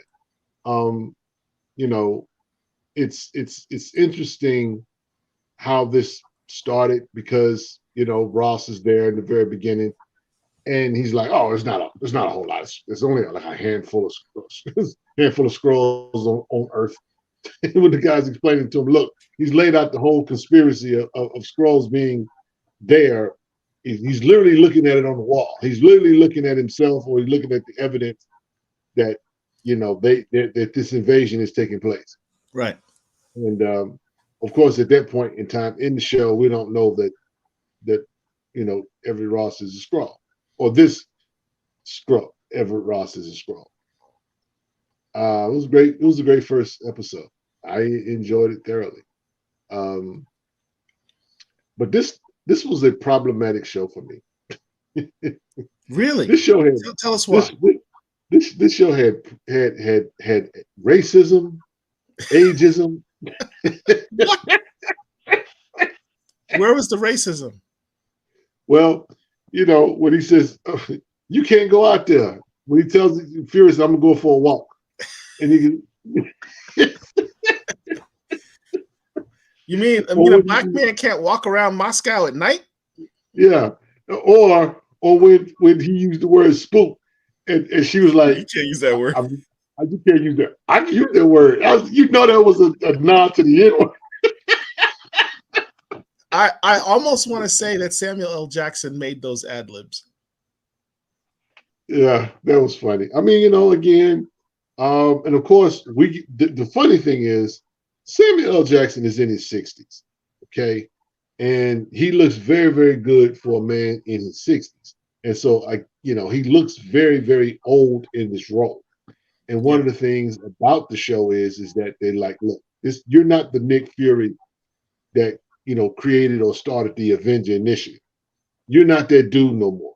You're an old dude. You need to sit on the sideline, that kind of thing. But I just thought it was Marvel. One thing about the people over at Marvel, they have a sense of humor, and can we give the Snitch Award? Can we give the Snitch Award to Don Cheadle's Rhodey? He is literally the house Negro right now. Lord of mercy, did not just call Rhodey a house Negro. I'm just saying. He in the White House with the president.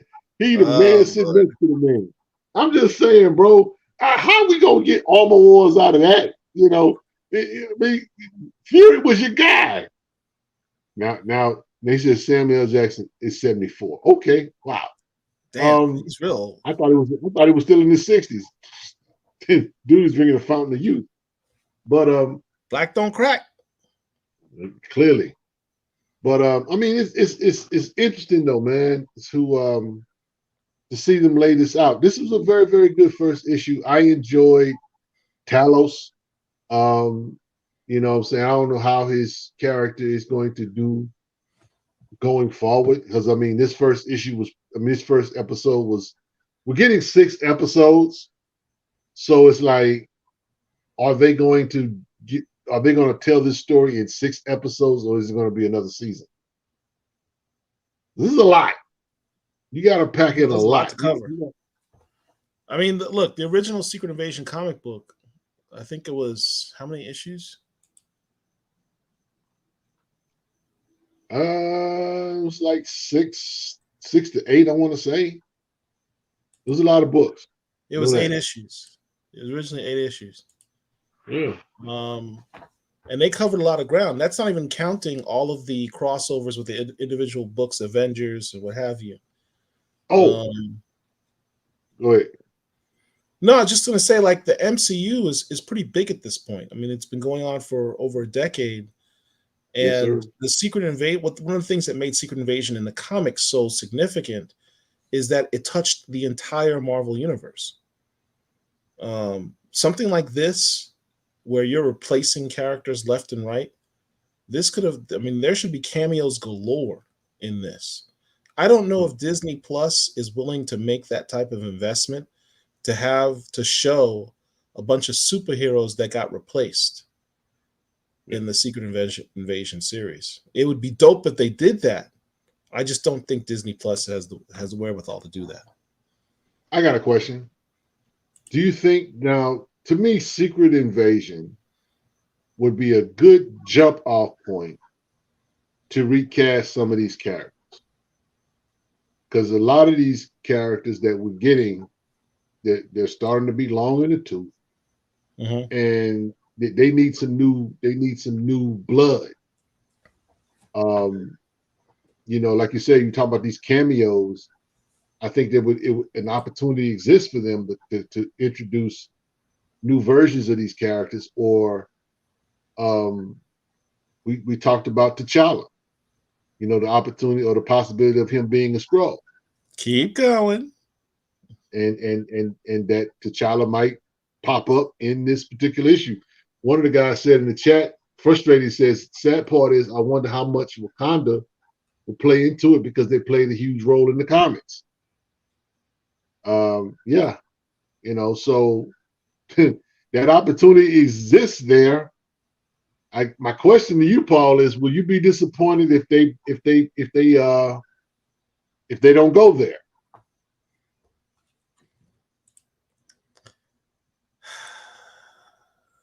I'm just saying. I mean, it's an opportunity that's there. I have been on record in the past of already saying my feelings on the Skrull theory for Black Panther. Yeah. Marvel's already laid out the potential for that. Look at this cover from Black Panther Volume 7. This is during the Coates run, right? The Coates run. I think this issue came out February 27th, 2019. This is before Chadwick Boseman died. Yep. This is just a random cover they did. It's not tied to the story in any way. That's probably where they were. They probably knew they were going that. They probably knew that they were going that way. Then. I'm just saying. Look at this cover. There's absolutely no reason for them to do this cover. Right? And there was another one they did. Where is it? Was it in the next volume? 7. Let's look at volume 8.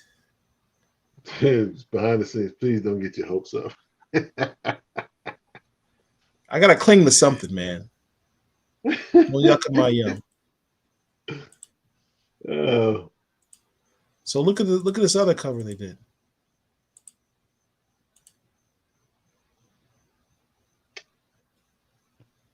Skrull variant.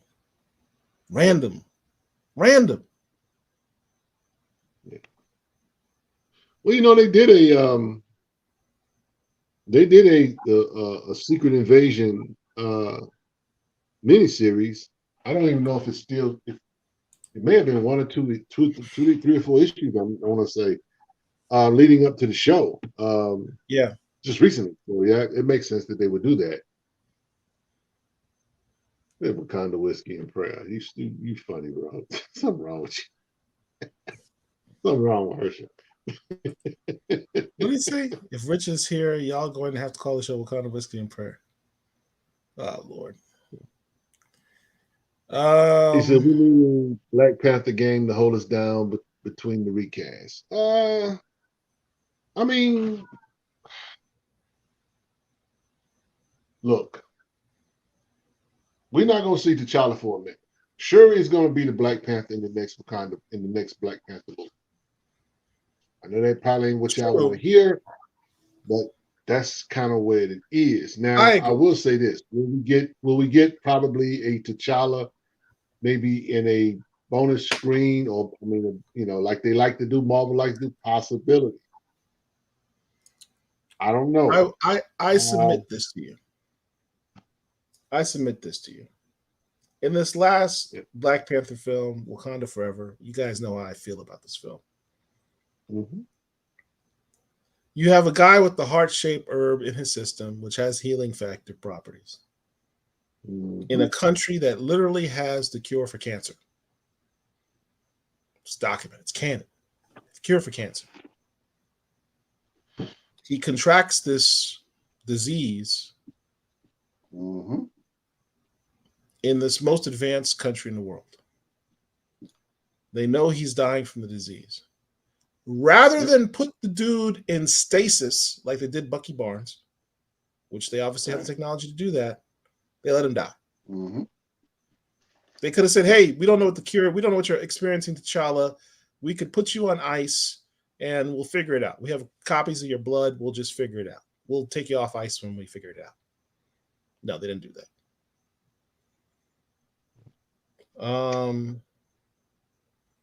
When he dies, they don't bury him. They just take his body up, or his casket. You don't see his body. They take his casket, fly it up to the Talon ship, and it flies away. I think the next logical thing is when they show the next scene is that the Talon ship goes to the necropolis where they bury all the kings of Wakanda. Mm-hmm. They open up the casket, and there's a Skrull inside. And then you recast the character. And you tie it into this whole secret invasion thing and said, T'Challa got abducted some time ago. And by the way, Nakia and TJ are Skrulls.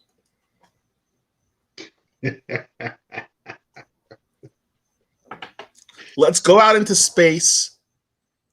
Let's call the Guardians of the Galaxy. Let's have Rocket come by, pick us up, scoop us out into space, and save T'Challa from the Skrulls. Yes.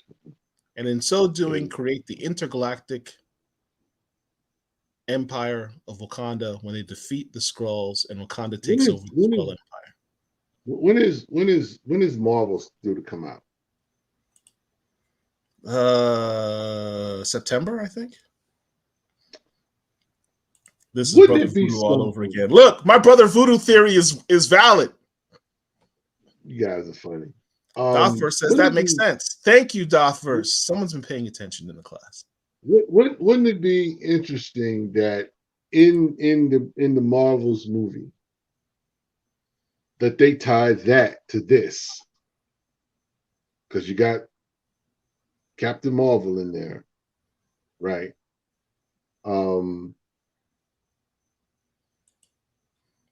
And the superheroes perhaps are somewhere, where they can find them. Maybe they find T'Challa along with the other superheroes in the movie. I haven't looked at the synopsis of the story itself, but it's interesting that if it's coming out in September, this show is going to probably end in mid or the beginning of August, I imagine. How many episodes is it? Like 8 episodes? 6 episodes? I think it's only 6 episodes. So it'll be done by the end of July. Yeah. Pericles, we need Adam Bashir in the MCU, preferably played by Denzel Washington is 70 years old. I love Denzel. Denzel from 15 years ago could have played Adam Bashir easy, but he's too old now. Yeah, Michael Jai White for Blue Mall. Everybody got Michael Jai White playing everything. Michael Jai White should be given the role that he was born to play, which is Bronze Tiger, which he did in the Arrowverse. Too funny, man. All right, so we're going to take another quick commercial break, and then when we come back, we're going to talk about new and upcoming comic books. In the interim, Rich has some recommendations for you. That's what's up.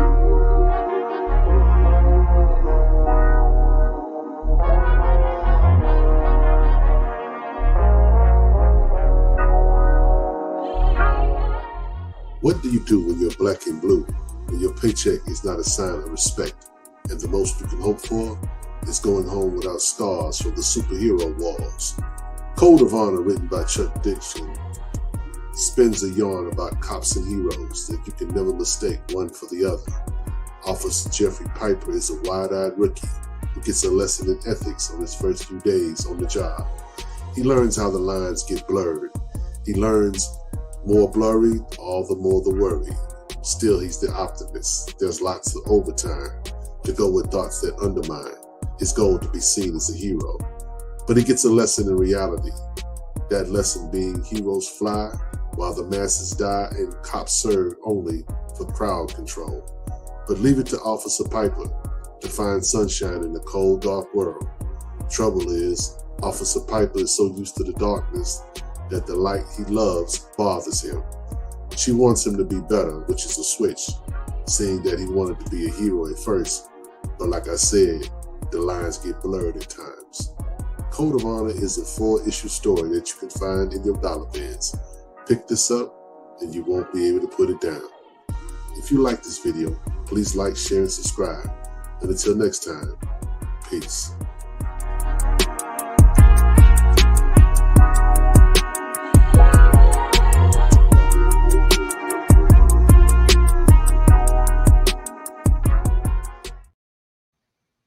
We had a couple more comments that came up in the chat. Let's see. Embracing a new love for child is embracing he who must not be named.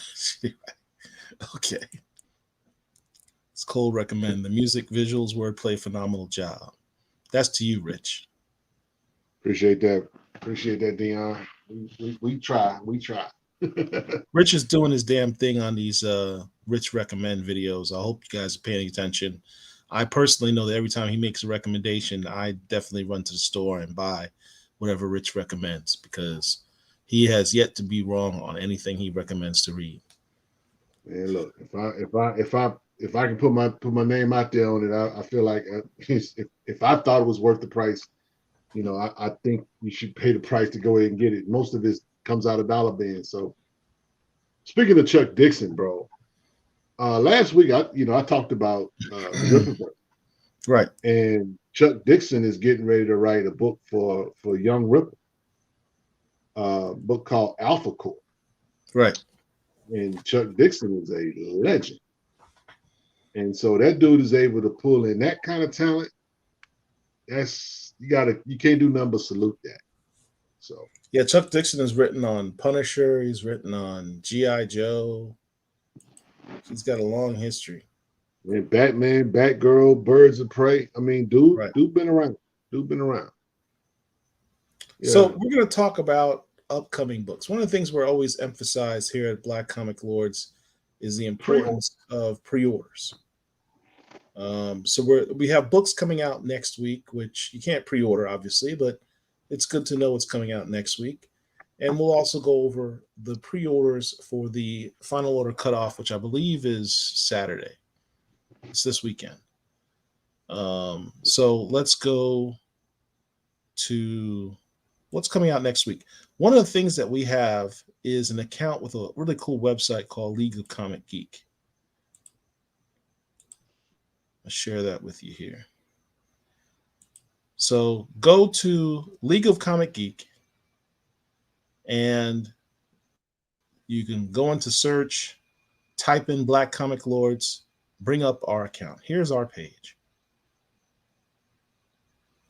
And you can pull up our pull list and see what we have labeled or noted for you, our various books of note to our community.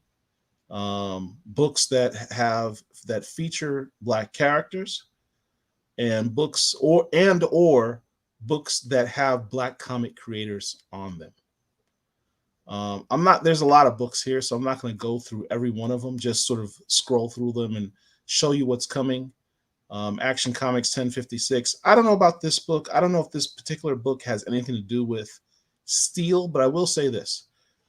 Steel and his niece, who's also called Steel, Natasha Irons, are being incorporated into the Bat family, right, in the Action Comics series. What's interesting is John Henry Irons is almost... The Bat family or the Super family? Huh? The Super family, huh? Did I say something? Did I say Bat family? I meant Superman family. Yeah. I meant Super family. Sorry. Okay. But it's almost like he's being set up as like the new possible antagonist for the Super family, because he's created this new company called Steelworks, which is sort of focused on revitalizing Metropolis and making Metropolis a nicer place and increasing the technology. And he makes this big speech in the opening of the company, which says we've been too reliant on these super people, and regular folk need to be able to do things on their own. So I think that's going to be a point of contention at some point. So that should be an interesting story to see develop. I know you're a big fan of Steel, Rich, have you been reading? Have you read Steelworks or Action Comics? Oh yeah, I've read the Action comic books. That was the that I guess prelude to the Steelworks books. So yeah, I'm enjoying it. I thought the first issue was pretty good. Um, it's good to see Steel in a comic book. I mean, Steel's been in a lot of books, or should I say, John Henry Irons has been in a lot of books, but this is a little different, where he's kind of center stage and he's actually trying to get away from the superhero stuff, and he's more corporate now. Yeah. So it's going to be interesting to see. It looks like they're setting him up to be an antagonist to the supers or whatever, because the thing is like, well, the thought is, well, what do you think the supers are going to say when we tell them that you're kind of trying to replace them? And from that standpoint, it gives me Iron Man vibes. Right. But we'll see. We'll see what they do with it. But yeah, they're still talking like Lex Luthor. He's a corporate guy. Yeah. All right. So you see some other books here. This is Frank Miller's got a book coming out. Frank Miller presents Ancient Enemies, Greater Good. That's a one shot. You know what? Real talk, real quick. Okay. Frank Miller, legendary Frank Miller, legendary the Dark Knight Rises Frank Miller, that guy. Martha Washington Goes to War, that guy. Sin City, Frank Miller, that guy. Daredevil, that guy. He has an imprint now. And he has a book, that book called Ancient Enemies. It's full of black characters. The main title is full of black characters. So if you want to see some black characters and some Frank Miller writings or whatever, Dan Didio, who used to be the CEO at DC, is writing Ancient Enemies, the main title. So they're releasing a lot of one shots or whatever, right?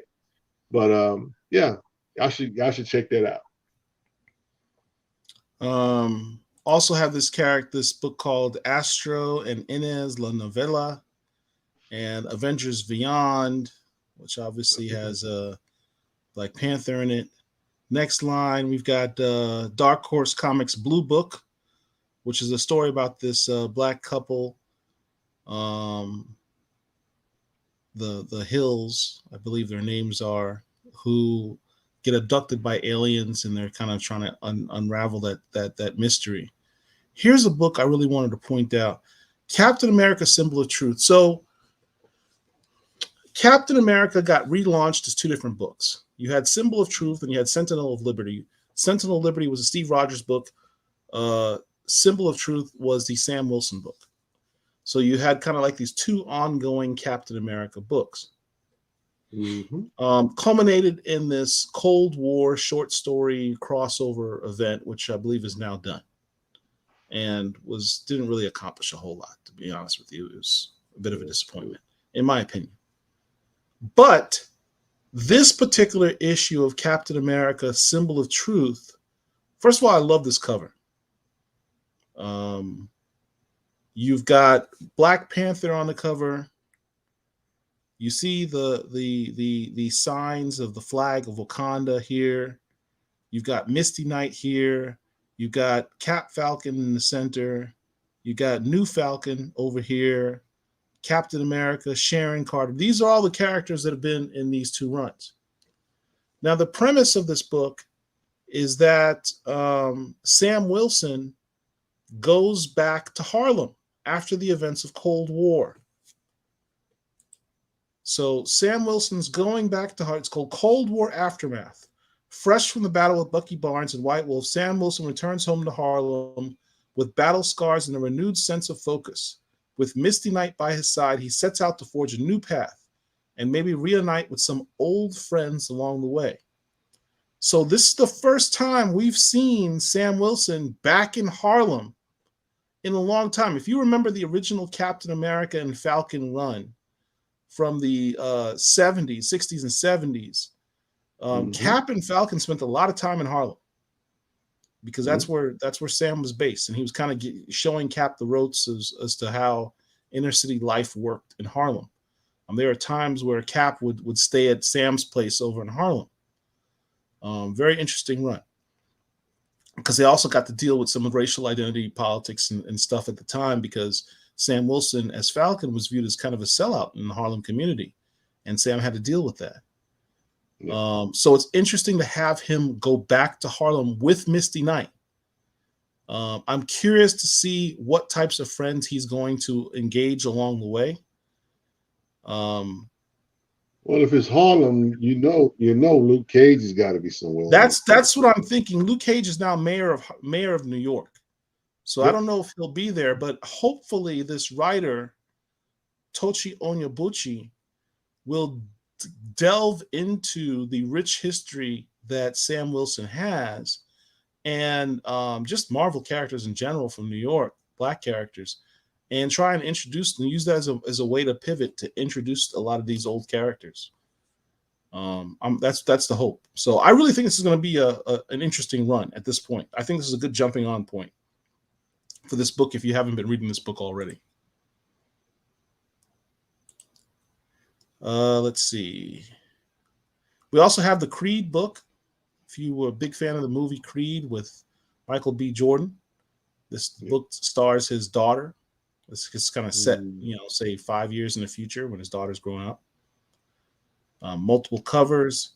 Here's a book that, Rich, I think you mentioned in your live recently, yes. Deep Cuts, which you've read. Deep Cuts number 3. Absolutely. Enjoying Is this that. a good series? You said, I think you said you liked it. Yes. It's now. Here's the thing about Deep Cuts. Deep Cuts has a lot of Black characters in it. The last book, that's Deep Cover issue 3.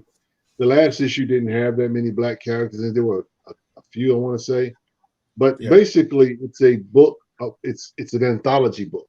The stories are all different, and they're all based on different types of jazz. And so we're going to get another iteration of a jazz story. So like the first book was about, I want to say, ragtime jazz, or early jazz. And the last was kind of like cabaret type jazz. And I'm not sure what this one is. This Some Gumshoes is 1940. Alice Leslie is home for the holidays, hot on the heels of the biggest mystery yet. Why did her dad quit music? Can she crack the case before he flies the coop? Yeah. So we're talking bebop. We're talking about the 1940s. So yeah. So this has been a fun anthology to read. So yeah. All right.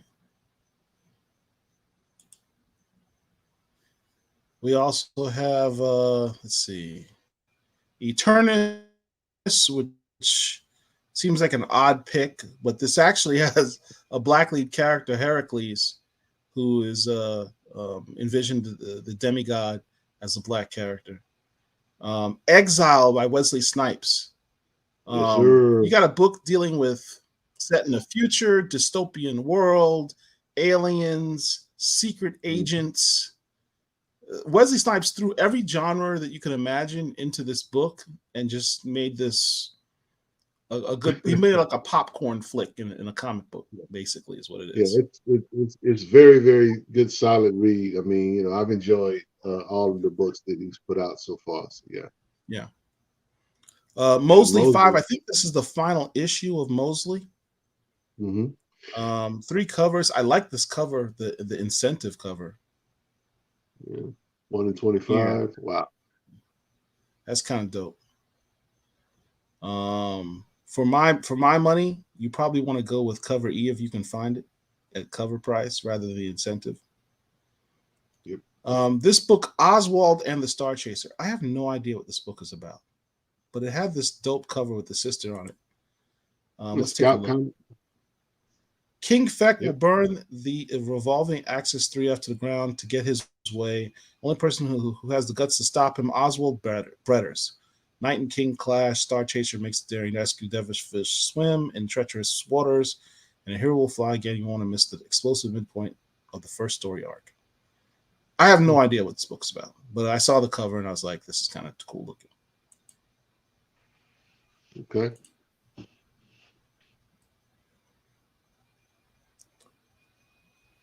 The book that you absolutely must purchase next week Silver Surfer. Silver Surfer Ghostlight #5. Look at this cover by Torrin Clark. Yep. Yep. Surfer and Ghostlight are at the mercy of the stranger as our heroes take their final stand to save the town of Sweetwater. Ghostlight's journey comes to an epic finale. What will become of Marvel's newest cosmic hero? Find out the answer here. We're going to be interviewing John Jennings on Friday of next week, a week from today. The book comes out Wednesday. You all have the opportunity to read it, and we'll talk to John Jennings about the entire run and the significance of this run on Friday. I can tell you that I'm not going to say that. We'll just save it for Friday. But you'll want to tune in on Friday. But yeah, this is a historical run. Because let's put this in context. Stan Lee created the character of Al Harper as a hero. But he created him almost as kind of like a disposable hero who he killed at the end of the issue in Silver Surfer 5. It's a Silver Age hero created in 1969, prior to Sam Wilson, by the way. But he was drawn and created and written as a hero character, a black hero character that John Jennings has resurrected literally and figuratively and made him a cosmic powered black superhero. Cosmic powered black. Ask yourself, how many black cosmic superpowered heroes are there in the Marvel Universe? Monica Rambeau, Blue Marvel, Captain Universe when she's around, Tamara Devereaux, and now Silver Surfer Ghostlight. Maybe Night Mask if you truly want to go deep down the well. Wow. So you're talking 5 people at most are cosmic powered black superheroes in the Marvel Universe. That's crazy. It's pretty significant. And the thing I'm not going to talk about is the added cultural significance of this particular character, which we'll talk about on Friday. Read the book on Wednesday, and you'll know what I'm talking about. I'm very excited about the revelation in issue 5. Let's see. We also have Storm. This is a book that Richard personally recommends each and every one of you to read. Wow. Yeah. Trying to soil my reputation. Look, shout out to Ann Nocenti, who is a longtime Marvel writer. She worked with Chris Claremont for many years. I don't know. I've said in my last thing, my issues with this book. I don't think the fam was really interested in a Storm book set in the past, particularly when the past of Storm was written with a lot of cringeworthy moments and questionable things. Yep.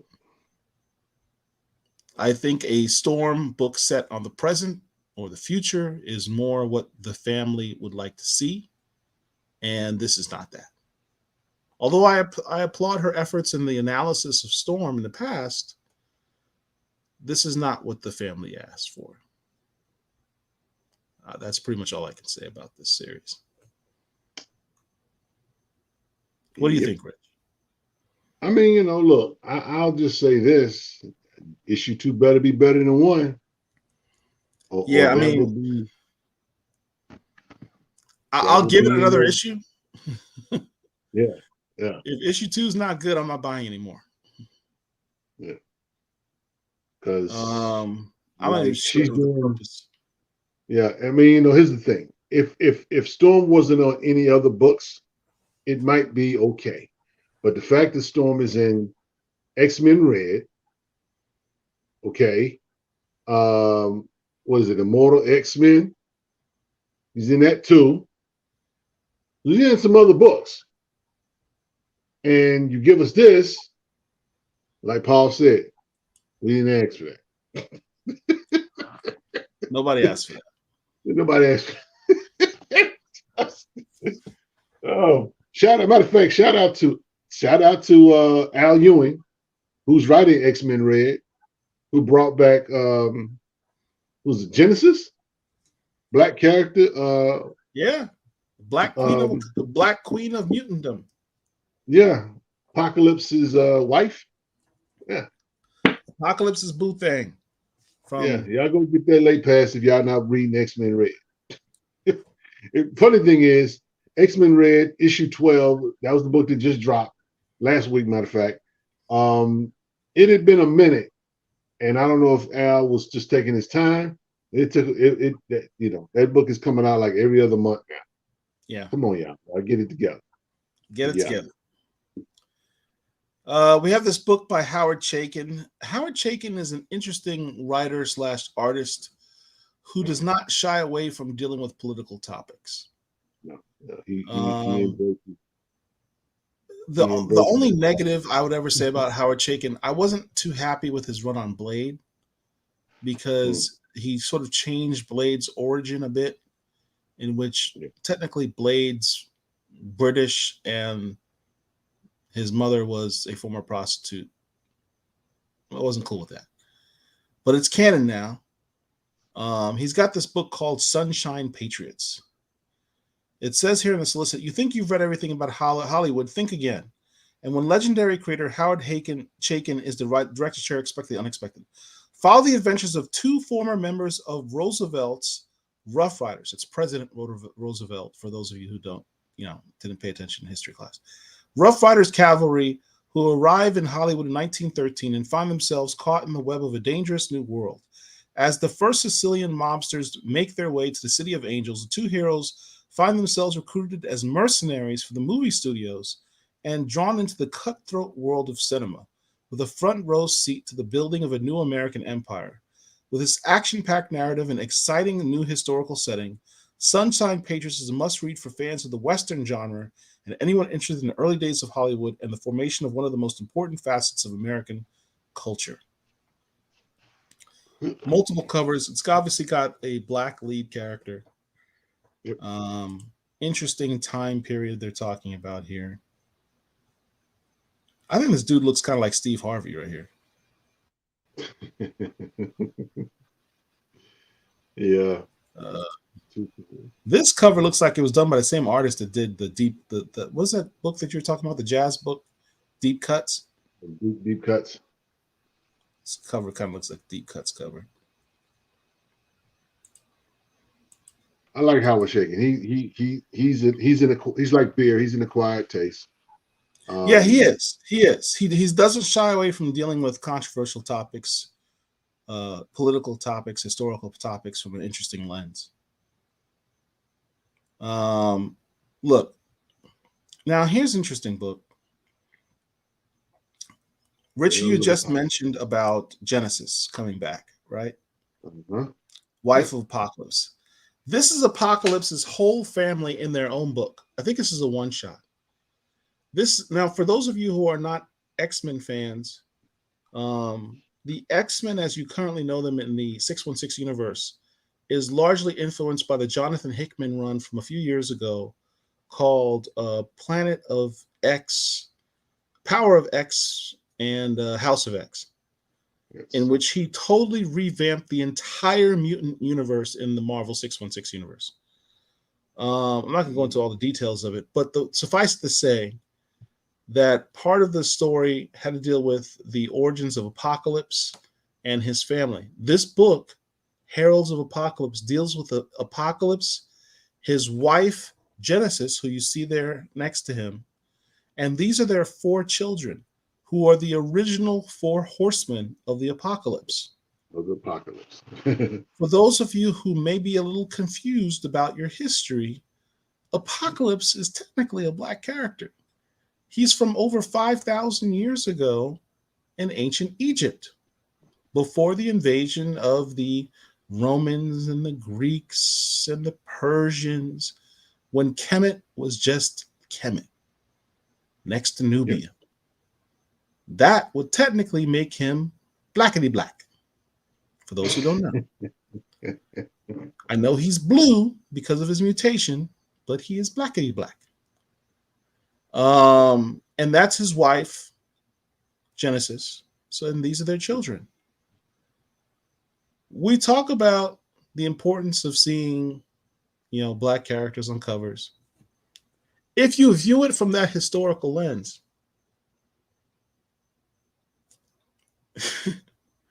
technically, this is a black family that you're seeing on the cover of a comic book. Dino disagrees with you, Paul. Huh? Somebody named Dino Spumani, he says, not really. Not really? One was about to show up. Dino Spumani says not really. I would point you to the writings of a Professor John Henrik Clark of Hunter College. Google him, look him up on YouTube. And after you have reviewed those viewings, come back and talk to me. I'm not going to give you a history lesson. You can research it yourself. Don't take my word for it. Take the expert's word for it. Anyway, so I think that's kind of a significant thing.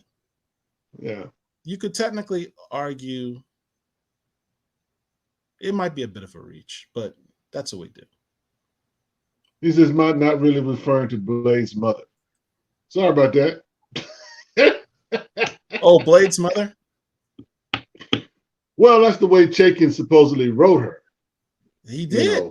I mean, I don't know why you're saying not really. It's in the book. Did you read the book? Yeah. Maybe he's thinking about, I don't know, the movie. I don't know. But that's what that happens. That iteration of that movie. Oh, I'm not that movie of that run. A lot of people didn't like that book, but it's Blade, so people collected it. I didn't like it for that reason. I didn't like having his origin changed that way. I get what you're saying. I mean, know the book. Okay. Fans also says Antagonist #1 comes out of floppy this week. He says the book. Okay.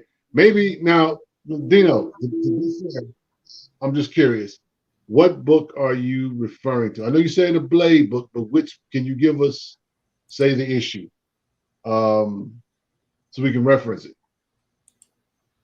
Because if he's talking about, maybe you guys are talking about different books. There have been different iterations. I can show you which book I'm talking about. Give me a second.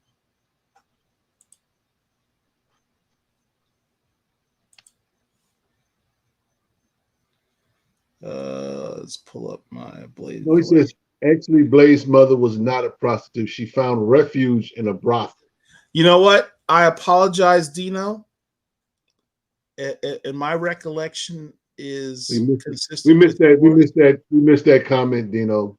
Apologies. That was the distinction. You're absolutely correct. I stand corrected. I believe the phrasing, Howard Chaikin, is that she worked at the brothel. She found refuge at the brothel, and then she had her child. She was a champagne girl. Sure. If you wish to believe that she worked in the brothel but did not engage in brothel activities, then she... Respect, Dino. We apologize for that. We got our chat crossed up on that, and yeah. Thank you for clearing that up, though, because I missed that comment. I missed that comment about the brothel. Working she found refuge in a brothel. I do remember that is how it was phrased. Perhaps I jumped the gun and assumed that if she found refuge at the brothel, she was not working. She was not finding refuge for free. Maybe I'm being cynical and somewhat pragmatic. You're being very negative, Paul. Sure.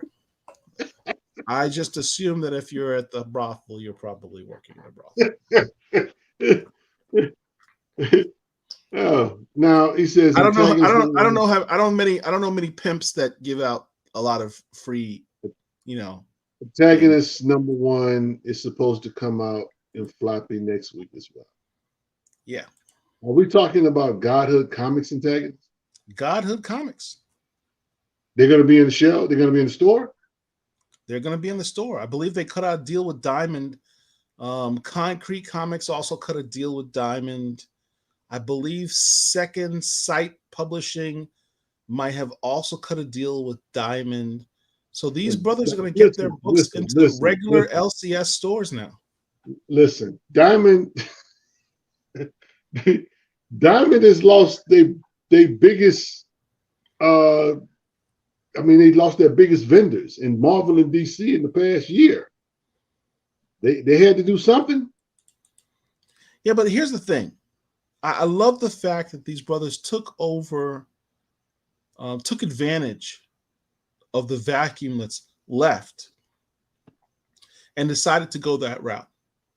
Because one of the biggest, in my opinion, this is purely just my opinion, one of the biggest impediments to Black indie comics being more successful is their inability to get into LCSs.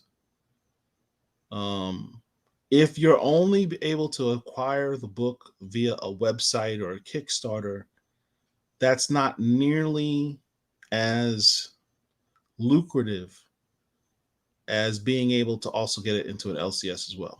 Not in terms of the money. You make more money off your own website if you sell it directly. But in terms of getting the book out there and getting the name spread so more people will want to buy your book. Okay, my next question is, was that actually cited in previews? I don't get previews. My LCS where I had a pull list, they would give me one, but I literally had to have like 10, 15 books to get a free previews book. So my question is, was it in the previews book? Because how can someone pre-order it if they didn't even know that it's going to be on the shelf? I'm just saying. I want to, because I know Concrete, Lonzo Starr at Concrete just did a post, I want to say today or yesterday, for Concrete Comics being in Previews magazine. Okay. To answer your question. He said the cost is also really high as well.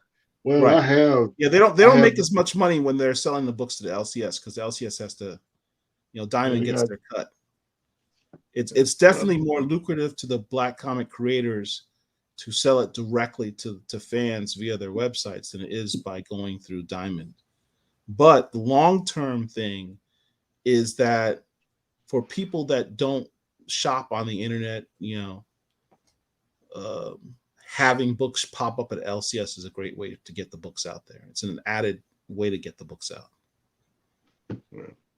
All right, so let's go. But we're now going to jump ahead to the FOC books, the final order cutoff books for this weekend, and this will be the final thing we take a look at.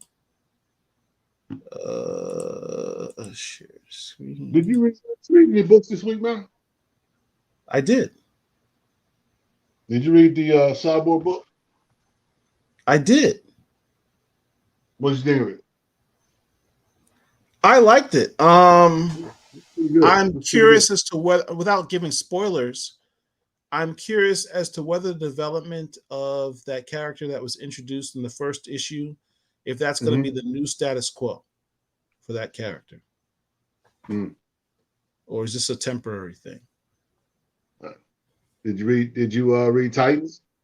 That was a pretty. I haven't read Titans yet. I haven't read Titans yet. Titans issue 2 was pretty good. It's pretty good.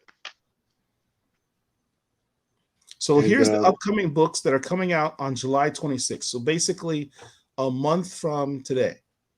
Yep. And the last day to order it is Saturday. So the last day to order these is Saturday. So you have Avengers 3. It's coming out. We talked about there's another Creed book, Creed Next Round, another Deep Cuts book. Yes. Now you like this book, so I'm gonna pull this up for you. Yep. New York City, 1956. Fresh out of prison, a gifted but troubled musician struggles to put his band and his life back together. The D Cups team is joined by Eisner Award-winning artist Ramon Perez for a time-hopping tale of injustice, redemption, and bebop. All right. New York City, 1956. Blue Notes. Blue Note Studios. That's the best era of jazz ever made. In my opinion, you can fight me on that. I mean, I don't know. I mean, you talking about, well, that's, a little after bebop per se. 40s is more, what is that? Louis Armstrong. Maybe not. A little bit later on. Trying to think. It is definitely some good music from that time period. Miles Davis. Billie Holiday. Ooh. I don't need to say anything more beyond that. Sarah Vaughan. Sarah Vaughan.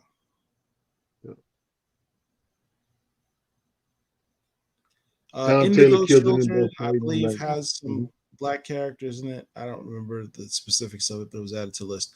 Justice Society of America has one of Herschel's favorite characters, Jakeem Thunder, and his genie Thunderbolt.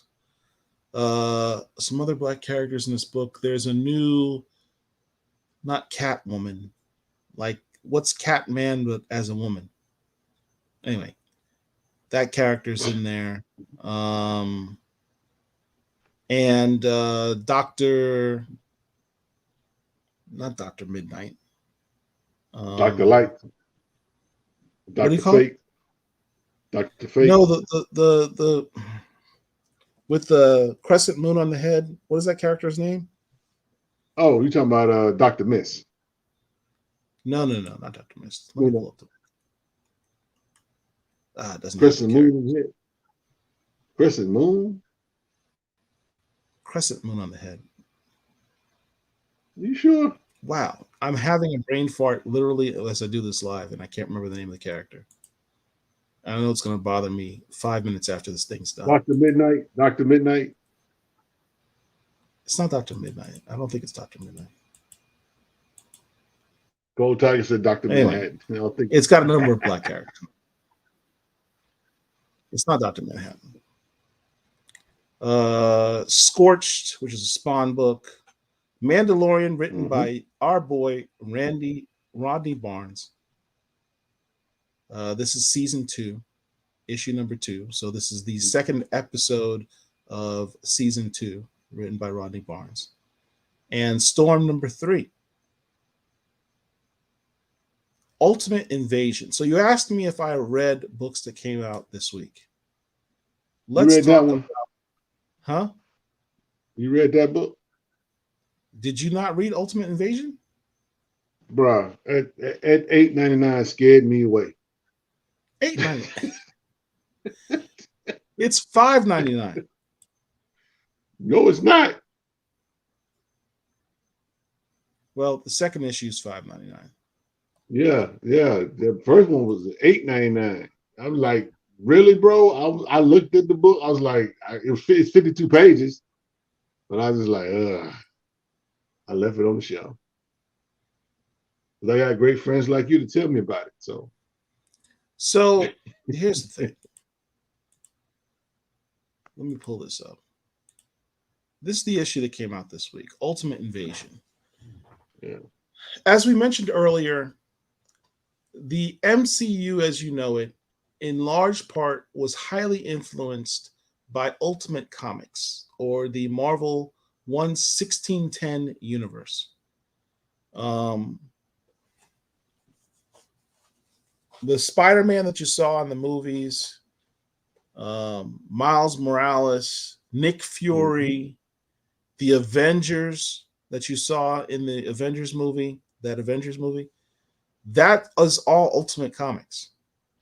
Like literally, like they didn't even change some of the things. Literally all from the Ultimate Comics. The Ultimate Comics line, that universe, the 1610 universe, ended with the Secret Wars storyline from 2015. Yep. A storyline which culminated in issue 9 with the destruction of the 1610 universe and the reformation of the 616 universe. But 2 characters survived the 1610 universe.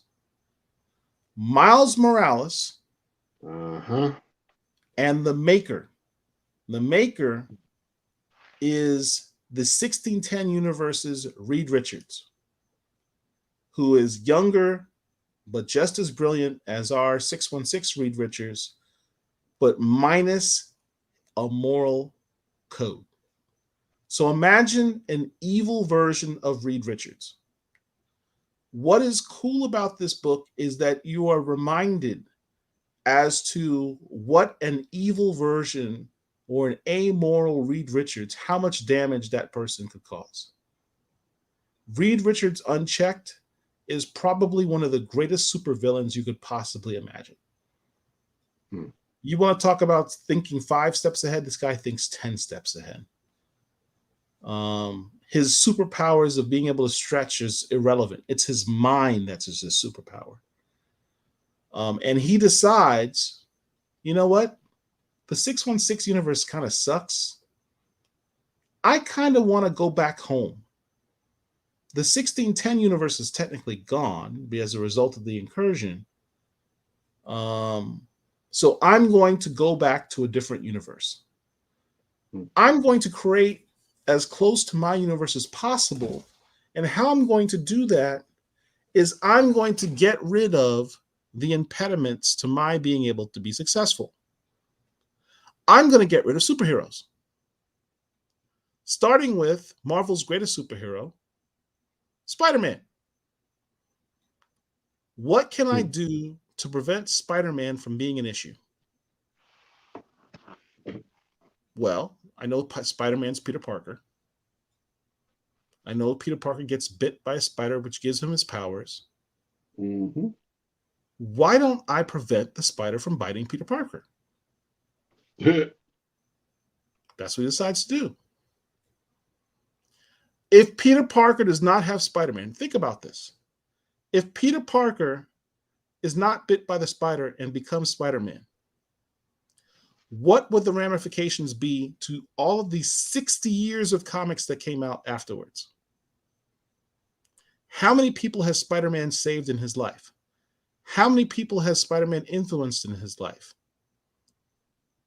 And what would the ripple effect be from that? What if the Maker decides to go further and decide to take all of the major Marvel characters, go through the time machine, and prevent those characters from becoming who they become? What if Steve Rogers decides to not get the super soldier syndrome?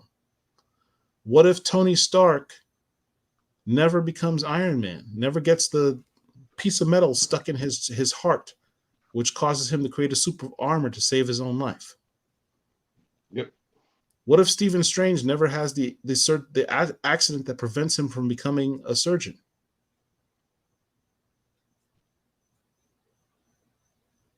What if Professor Xavier never forms the X-Men? What happens to the Marvel Universe? And what heroes are prevented from being an impediment to the Maker's evil plans?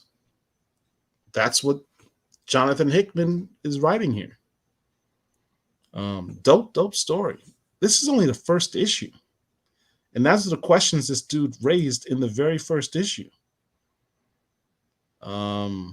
Hickman's that dude. Look, anything this dude writes is fire. There are certain writers that will always get a pass. Al Ewing, Jonathan Hickman, in my opinion, technically Brian Michael Bendis. There are certain writers that always bring that heat. And I wish he wouldn't. I just wish he wouldn't have left the X-Men book. You wish what? I wish he wouldn't have left the X-Men book. Yeah. I agree. Because the X-Men book right now is kind of a mess. The universe, the whole Krakoa thing has been They didn't know what to do. Long. He uplifted them to this thing, and then he left the book, and they didn't know what to do with it afterwards. Yeah, clearly. He had plans though. He wanted this man. Listen, he wanted Storm pregnant. Marvel said no. You're trying to trick me again. Marvel said no. We're not doing that. We have plans. And their plans to put Storm with Craig, the astronaut scientist nerd dude. Hey, that's their plans. Every dog has its day. even nerds. Yeah. Ultimate Invasion is that book. By the way, I said there are two survivors of the Marvel 1610 universe. There's the Maker. The second one is Miles Morales. Mm-hmm. The Maker actually approaches Miles Morales and says, "Hey, dude, you and me, we're like the last remnants of our universe. I'm about to shake things up and go back home. Are you down?" Miles is like, in classic Miles form from across the universe, "Nah, I'm going to do my own thing." Basically, that's what he says to the guy. And so the Maker says, "Look, if you change your mind, give me a call, because I'm going to change some things up." Look at the cover of this book. Who's in the center of the cover of this book? He's right out front. He's right out front. Two members have survived the 1610 universe. They're both on the very cover of this book. Miles is going to be a big part of this storyline. Written by Jonathan Hickman. You had me at that. Don't sleep on Ultimate Invasion. Quote me. Don't sleep on Ultimate Invasion. Yeah, well, the other book I'd recommend for this week, just as a personal thing, Edge of Spider-Verse. Not because of the revelation of who Spider-Boy is, which I could care less about. This storyline written by David Betancourt with Billy Morales. Miles Morales' younger sister from an alternate future.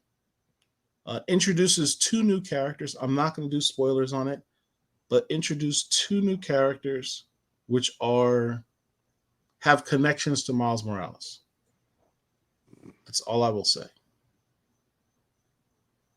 But interesting story. You might want to check that out. Miles Morales. So look here, folks. We've been here for 2.5 hours. Good Lord. Richard, I really appreciate you joining me here. Yes, sir. Had a ball. We have some upcoming events. On Sunday, Rich and me and Derek, Dr. Wizard, will be back interviewing Ken Quattro. Professor Ken Quinn, or writer Ken Quattro, the writer of the Invisible Men book, which we have up here. Yes. This book here. Sunday night. Sunday night at 9 p.m. Eastern Standard Time. Going to talk about a couple more writers. So, stay tuned for that. So, check us out this Sunday as we interview him again as part of our ongoing series of interviews with him regarding the history of these Black comic creator legends that have been forgotten, these invisible men. So, and then again, as I said, a week from today on Friday, we're going to interview Professor John Jennings, regarding his Ghostlight run. So, Rich, you have anything else you want to say? No, that's about it. I hope everybody enjoyed the last issue of Bloodline. It wrapped up pretty good. I enjoyed it. Issue number 5. It did. And, yes. So Blade's got a new book coming out. Yep, in July. Blade has a new book. Jon Stewart has a book in September. So stay tuned for that. We got some new heat coming, y'all. So, and hopefully we'll get a milestone book, an Icon versus Hardware. That book is coming out, I'm not even sure these days. It's like it'll come out when it come out. So, but the Anansi static one shot was solid. And yes, it was. Shout out to Evan Narcisse and Charles Stewart III, the creative team on that book.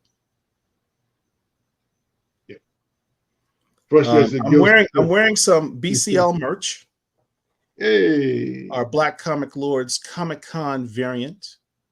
If you guys, shout out to anybody that's going out to San Diego Comic-Con. You still have time to go to our website, check out our store, purchase this shirt, and wear it proudly at the Comic-Con. Already. All right. So thank you all for being here. Appreciate you. Stay blessed. Have a good week. And remember, ultimately, it's all about the comics. Peace. Yeah. See y'all next time. Deuces.